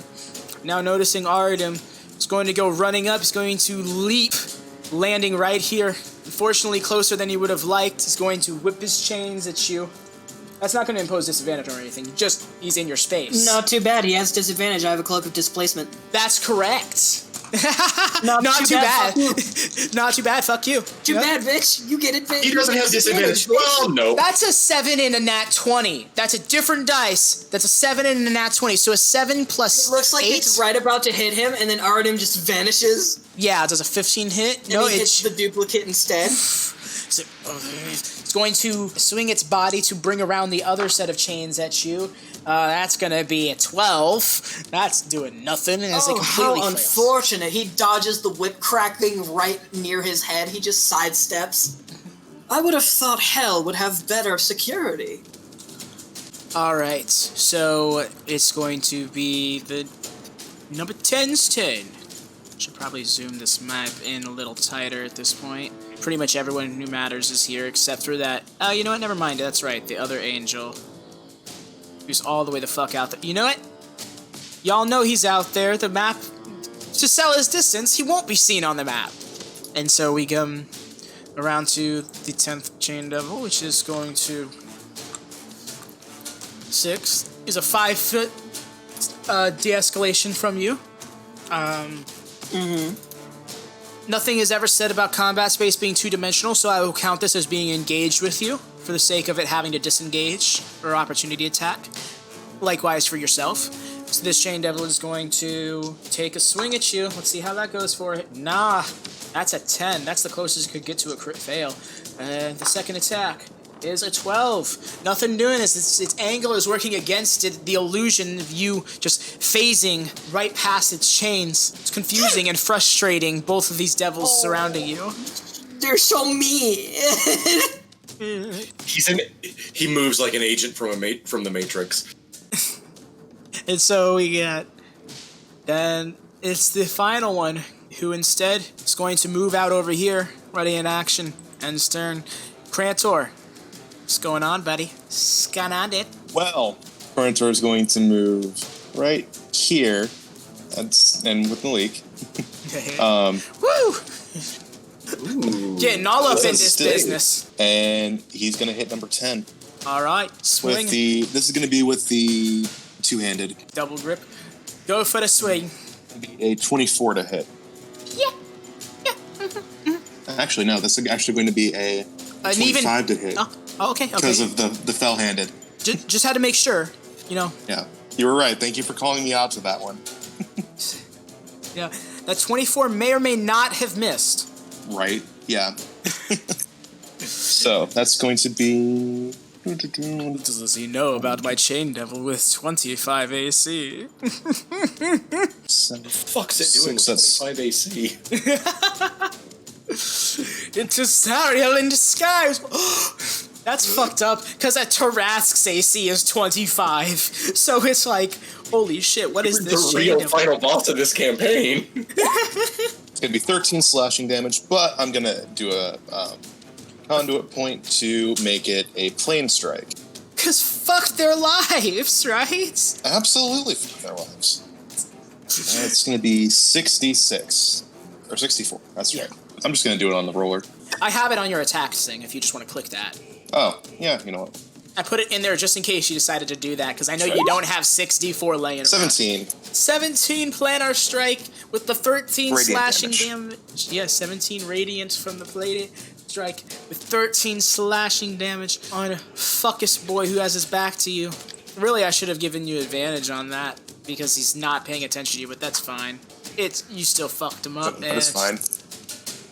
You can give it to me on this next attack that I'm going to do, though, because I have your attack. You slash it through its back, and you can see its organs as the blood is spilling out of its back. You damn near bisected this creature from that slash. It's on its leg. It just falls forward on the rock, just gasping for air as if you graze through its lungs. Go ahead and make that second attack. You know what I think I'm going to do? Okay. I think I'm actually going to use my gore attack. Oh my god! No! Wait, hold on. I think that has to be used a certain way. I could be wrong. Unarmed strike with the horns. Oh, okay. Then yeah, you can just do it. Oh my god. There we go. 27 to hit. How's that? Jesus! Yeah, and with that minimum damage, how do you do this? You didn't even... Okay. So what Crantor's going to do, he sees the blood and guts spilling out. He sees red like the bulls do, you know. Scoops his head down, impales him with the force of his horns, pulls him up by the fully body on the horn, and just pops him like second form Frieza. Oh, right through you hear the rocks crack under the force of your horn, letting you know that you fully pierced through this creature, and it starts to disintegrate into dust and fade into the wind as the gust blows, and you unsheath your horn from the rock. And he's going to give a massive guttural bellowing roar. Holy shit. And he's going to end his turn there. Oh, actually, he's going to wiggle back in here just to be fully in the Silver Tide. But in the front. It's an end of turn. Yeah. Holy shit. Yeah, you fucked him up. That was sick. Damn right. Crantor proving his point right there. Alright, Arudim. What are we? You just felt the ground crumble as that devil got absolutely wrecked. At your literally at your feet. What do you know? How fun! I'm gonna look at the Chain Devil, and I'm going to smile. Bonus action, disengage, and I'm gonna move back 5, 10, move back there, and bolts from the grave. Boom. Let's see that attack. Okay, 17 plus 9, Actually, 26. hold on, you just reminded me of something before this happens, is reaction is going to be used to take the form of the Arcanoloth that you once slayed and had so much trouble with. I need you to roll me a wisdom. Let me ask you a question. You ever watch Full Metal Alchemist? Yeah, I was about that! Yeah. How did you predict that? Because the line is so good! Wisdom saving throw, please. Oh, a wisdom saving throw? Yes. Roll the dice. High level. Natural 20. I fuck you not. Natural 20. Hold on, my hands are clapping to prove that I have not touched the dice. You're fine, dude. That's awesome. You oh my god. Took the form of that Arcanoloth and you're like, really? That literal thing pulled that very same trick. Can I do something? Go ahead, natural 20 I'm a flavors. Full Metal Alchemist. He like changes into the Arcanoloth. Quick question: does the Chain Devil know what they transform into, or no? Let me double check the feature. Now I'm not. Because I'm curious. Do they know? I want to see how badly he fucked up. They know that the form they're taking is of your bitter enemy. So but I'll say that they don't know the form until they take it. So Cool. He looks at this Chain Devil, and there's a look of surprise, and then absolute euphoria. Confusion. He holds up his hand in a gesture that he's about to snap his fingers, and he says, you know, I'm not even mad. The fact that you're taking this form means I'm going to enjoy this 100 times. He's just snaps his fingers and bolts of necrotic energy. I'm going to enjoy killing you a second time, and who knows, maybe we'll make it a third! The creature's delight at its attempts to scare you turns to confusion, becomes confounded, 26 and then hit. fearful as you blast him with this necrosis. Let's get that It's gonna damage. be like, this time it's a line, like it's a small, tiny, straight line of black. And once it reaches him, it just explodes. Roll the bones! Oh, that's gross. 32 points of necrotic damage. How do you do this? Oh boy. How do I do this? How do you do this? He puts one hand behind his back, and every time he snaps and causes a necrotic explosion right in front of him, he disappears and reappears using his cloak of displacement to confuse him more and more. And every teleport, he just goes bam, bam, bam, bam, bam, bam, bam, snap, snap, snap, snap, snap. And it's just a barrage of necrotic energy. And he says, how about we make it a fourth? And he snaps and just... Breathes into nothingness before your very eyes. Yeah, y'all are so badass. Holy fuck. I wasn't ready for y'all to be this He looks good. down at the other Chain Devil and the woman. Care to be my next opponents? Please. I'm begging you. And with the rest of my movement, I'm going to move back right where he stood and step on the ashes and, like, grind it into my boot. Oh my god. God, I love this character. Oh man, this part I is love something being this badass. Will that be your turn, my lad? Oh my god, with what a turn it is. Yes, that will definitely be my turn. Alrighty, Cash, yes. What's going on, lad? So I just like to think that all the talking he does is literally as he's swinging or doing whatever. Yeah. That he's just a non-stop stream of shit talking. Yes! This angelic fiend gets up and flies off. Cassius just kind of walks. Oi! Oi, I wasn't done with you! Where you going? Huh? Where the fuck Where you going? go? Are you that scared of me? Really? Turns back to you and almost sneers. Just As she does, she'll see him just sitting there, both swords in hand, and he snaps his finger. Ooh, is it time? Yes! Bonus action hex! Bonus action hex! oh my goodness. She is now doubly cursed. Dude.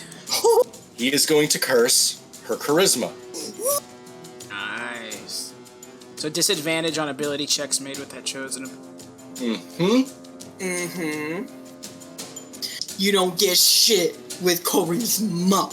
And the best part is, I can bounce this one. Oh, So yeah. when she goes down, I can move it.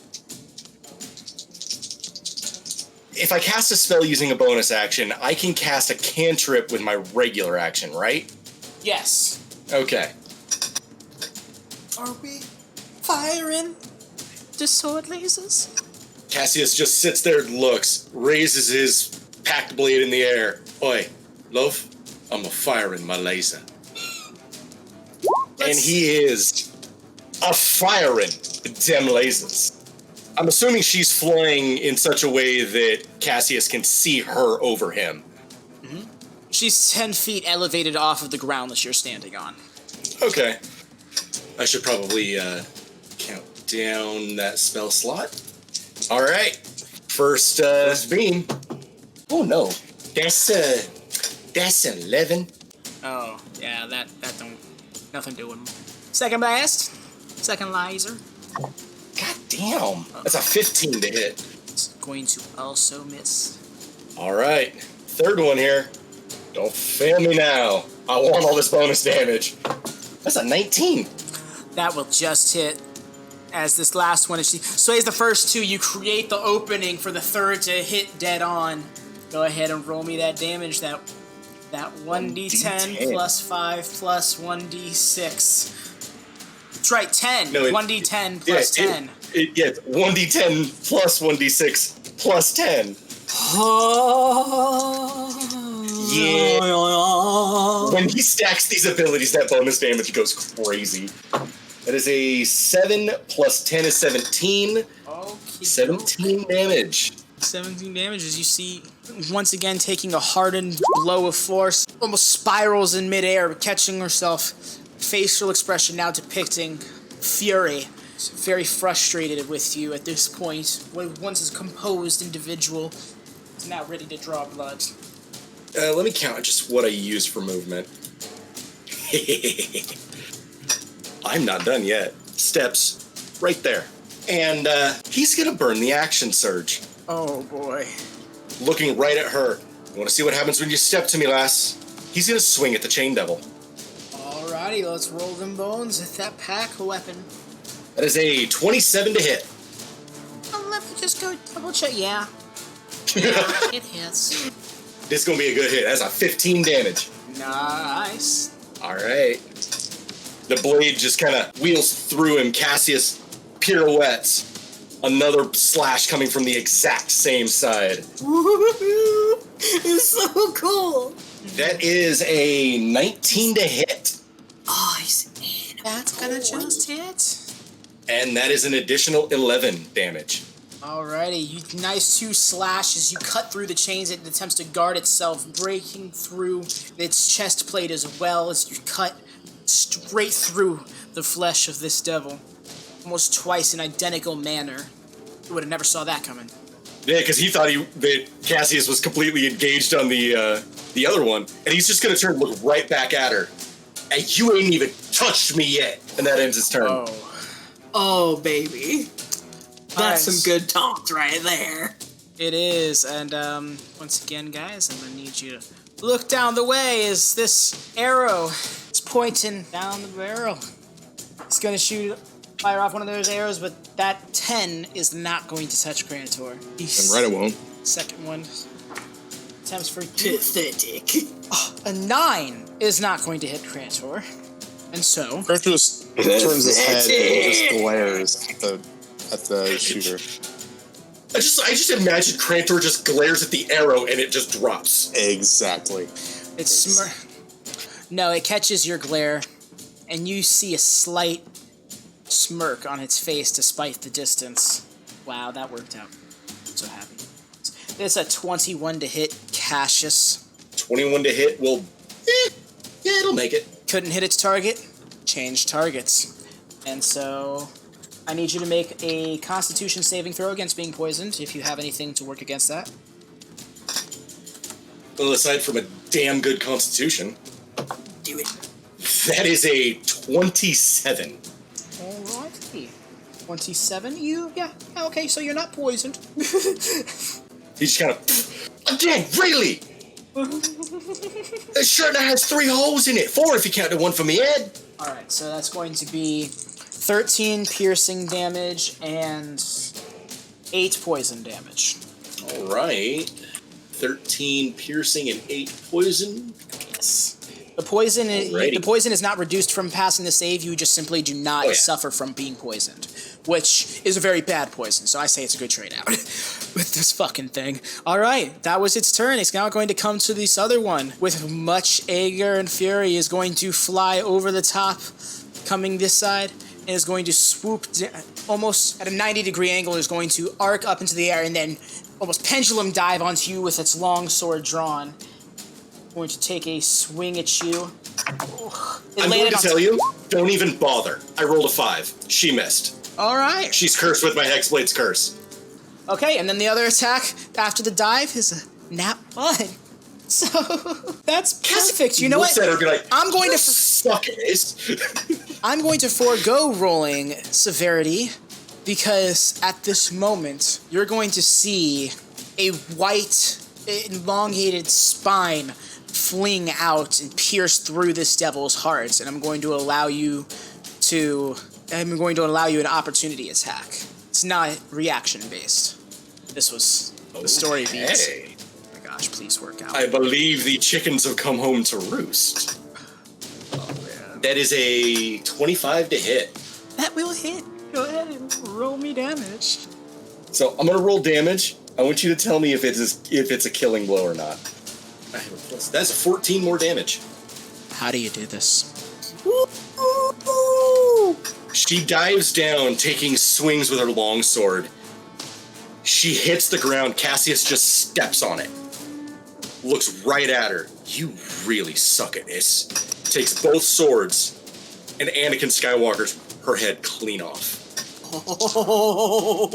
And yes, head comes clean off, and ashes to ashes, dust to dust. As you look back to see where it came from, and you see an armored spine devil sitting on the edge, holding what looks like a scroll that's been opened up and was held out. Anything, you're going to see this devil right next to Cassius take the disengage action. Now this devil comes sprinting down, and both it and the other flying devils are going to continue to flee. You guys can choose to pursue them, or you can stay in the presence of this devil that just essentially helped kill that airness. Cassius just he's going to shout in Infernal. Is that a debt being paid, mate? At this point, it's going to fly over to you guys. As combat ends. And it's going to land in front of you. Second as I zoom into it. Oh wait, no, that's too close. It would have landed out this far from you guys. In Infernal, you're going to all hear in your head, "Hello, I am Tozod, Spine Devil, under the jurisdiction of Optum Jesgon, the Bone Devil whom you helped on the previous day." He says this facing towards you, Cassius.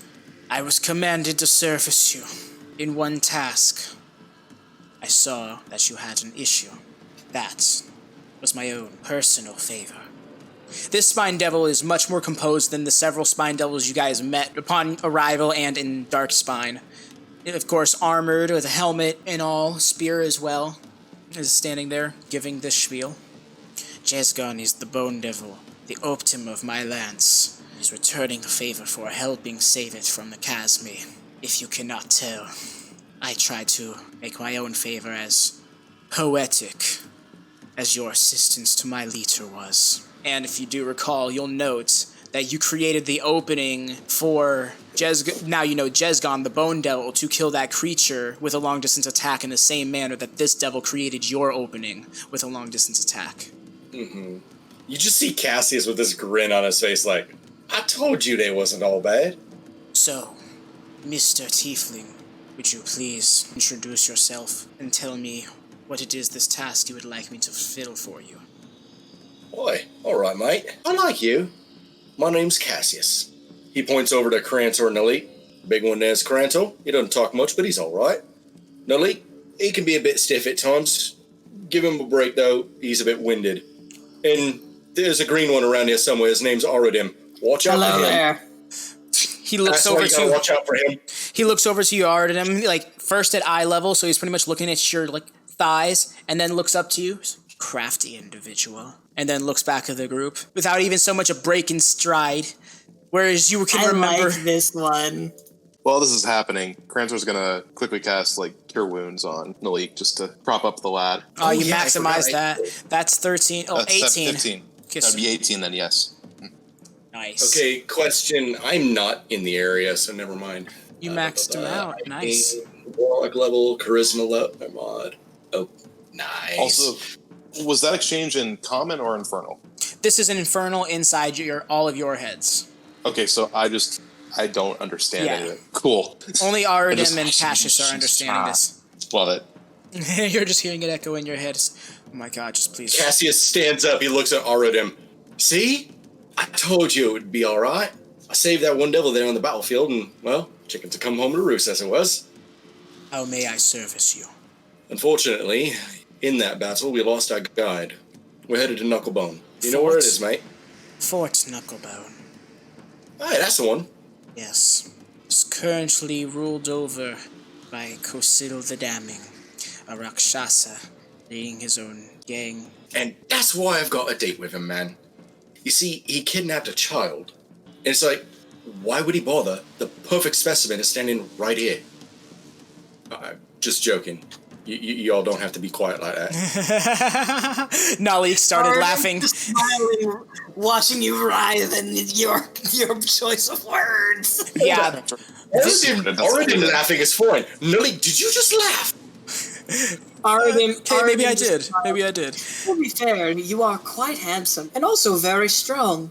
So I would say you're at least in the top 5%. You notice throughout all of that, the devil was not breaking his lack of expression whatsoever. You can tell that this devil has been broken down and rebuilt mentally. He's completely stoic. Fucker. Oh no! Now it's So, bad. given Cassius's not necessarily his background, because he's not a soldier, but as a kid, he regularly would hang out with his older brother, who was a soldier. Would he recognize that kind of behavior? Yeah, you know that when your brother was around you, he was kind and caring. He was the person you knew, but when you saw him in a professional setting, he was very stoic, emotionless, and it probably intimidating to a younger Cassius who didn't quite understand the change in tone. But yes. Yeah, but 5-year-old Cassius would follow him everywhere. Little wooden sword in tow. And just, that's so cute. And so, yes, you recognize that very similar behavior. It's standing at attention to you all.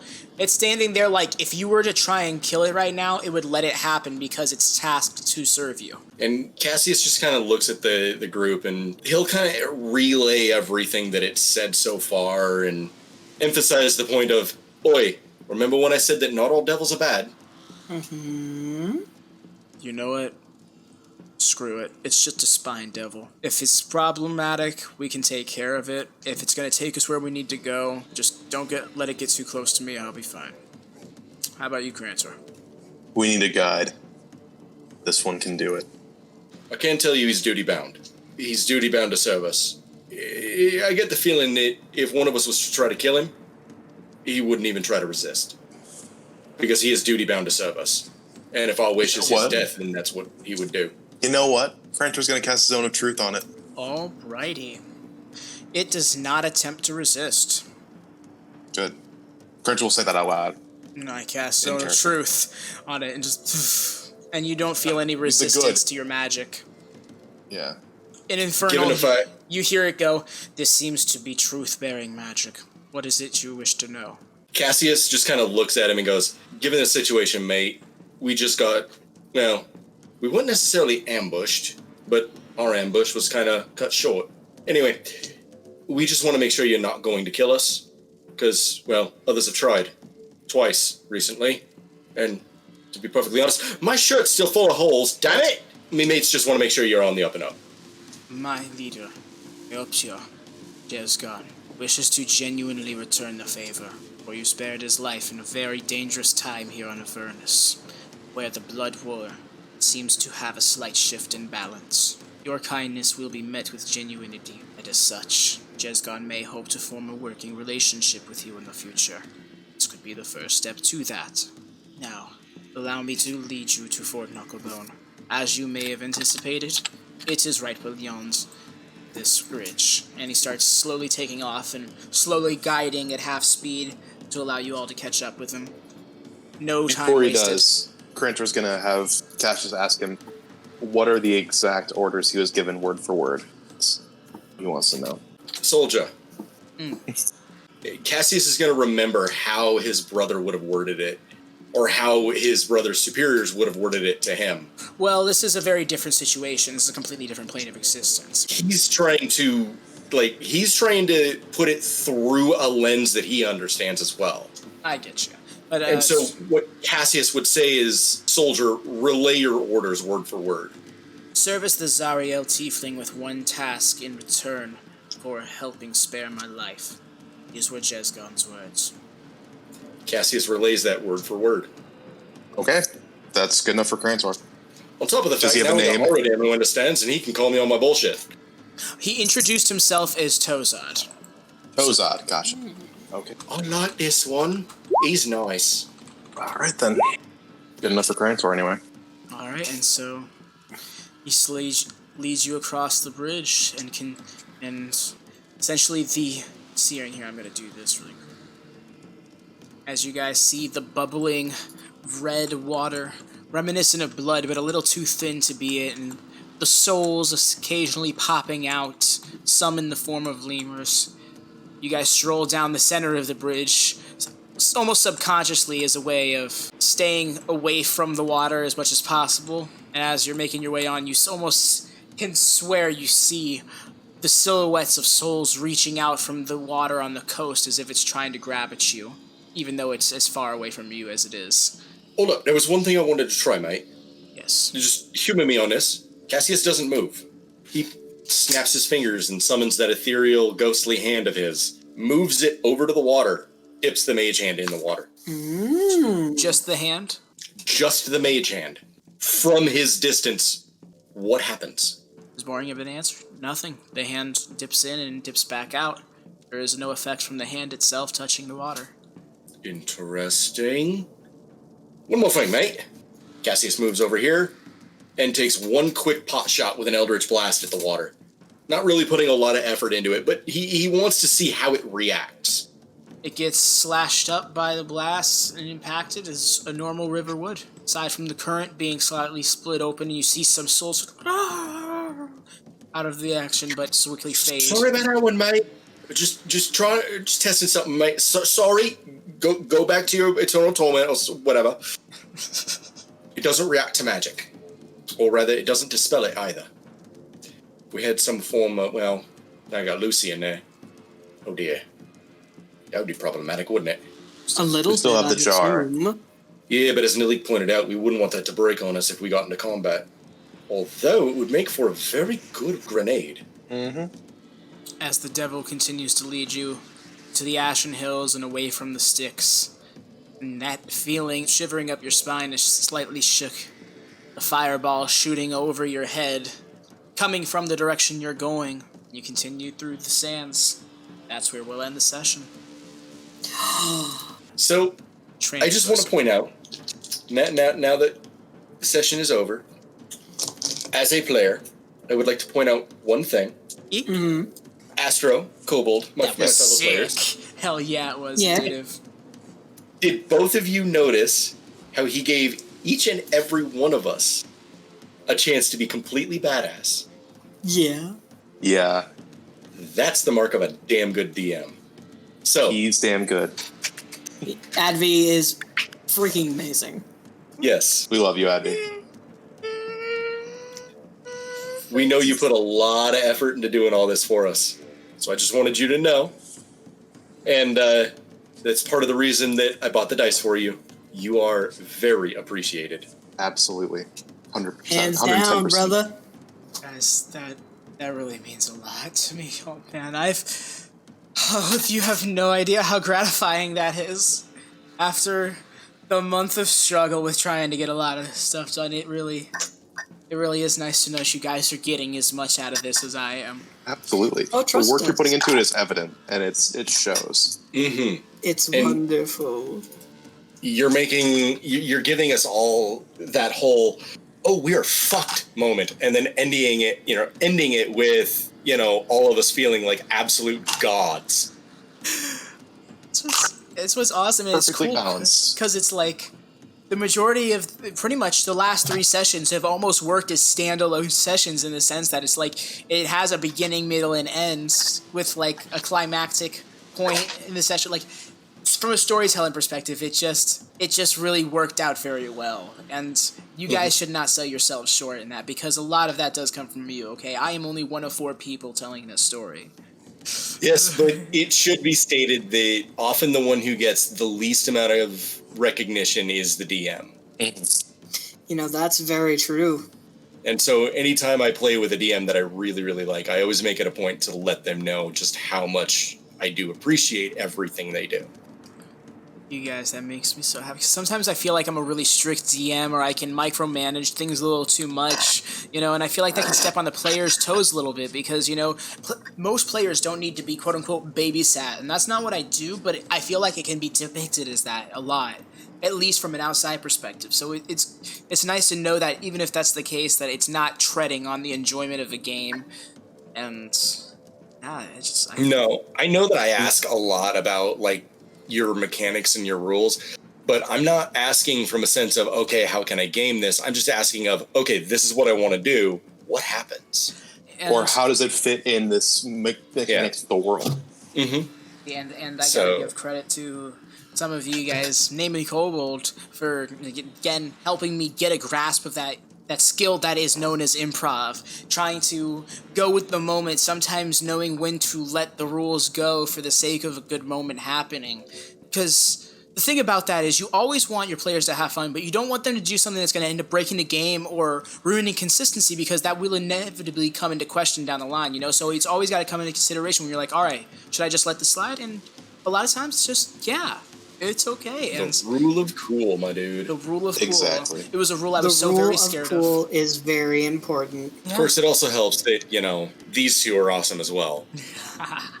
All of us are awesome. Combined together to make an even more awesome experience. We are pretty damn cool. Aren't we, though? In character, Cassius just kind of goes, oh, you remember that invisible asshole? Well, Arudim, how was you finding him? Because I was swinging away. Arudim thinks back to the Arcanoloth blopping all over the place, goes, intuition. No, he just says... fuck it, we're going full imaginary friends. You go, internet. Internet. Seriously, you gotta tell me next time, because I could do something like this. Pulls out the mage hand and just kind of starts waving it around, flailing. I can find him eventually, mate. Fucking 60 damage in one turn, goddamn. Oh, you're gonna need it. That was so sexy. What I love is you guys have been having Really little mini boss battles every session, and now you're like, so you guys are being conditioned to the feel of a boss battle that you're winning, but not, and paste it right up in chat. I also have my own Discord. Completely forgot about using it. Oh my god, you do? I do. It's in there. Yeah, that's a thing.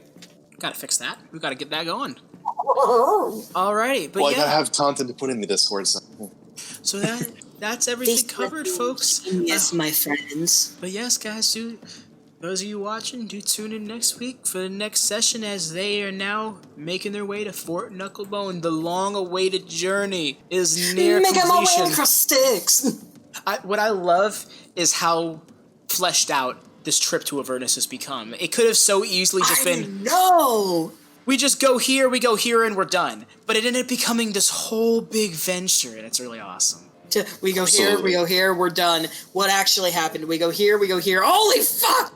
We go here, and we're done. You see that guy? I walk over there, I knock his ass out, I kill him, I get the kid, we go home, we're done. Plan of Paycheck, action, please. I moita him.